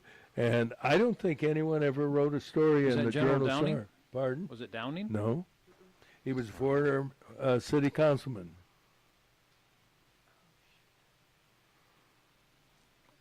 I don't know. And he resided at Proctor Place. Do you remember his name? No, I don't remember his name. What was it, Roger? Les Bergson. Les Bergstrom. Les Bergson, that is correct. Caterpillar. Former, Bergstrom? yes, Oh, exactly. And he told the story about, and he never knew whether he had the code because they had. He had a briefcase. Yeah, yeah. It was actually, when you heard him talk about it, it was scary. I mean, you know, he that it was attached to his wrist, and wherever he went, including at airports, in restrooms and so forth.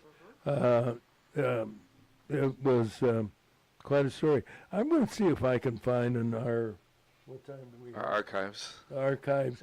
An interview in which he described carrying the briefcase. So you know the whole reason behind the conflict in Iraq right now, or Iran, is to prevent them from having the technology to enrich uranium for military purposes. So my daughter works in Oak Ridge, Tennessee, at the National Security Complex down there. It's not the National Lab. Right. It's top secret work. I don't know what she does. She can't talk about it. But we did go down for Family Day, and we took a tour of the facility. And I toured that place probably in 2008. But it was much more open now because they've declassified a bunch of stuff. But you can walk through and see the centrifuges where they separated plutonium. Oh, no kidding.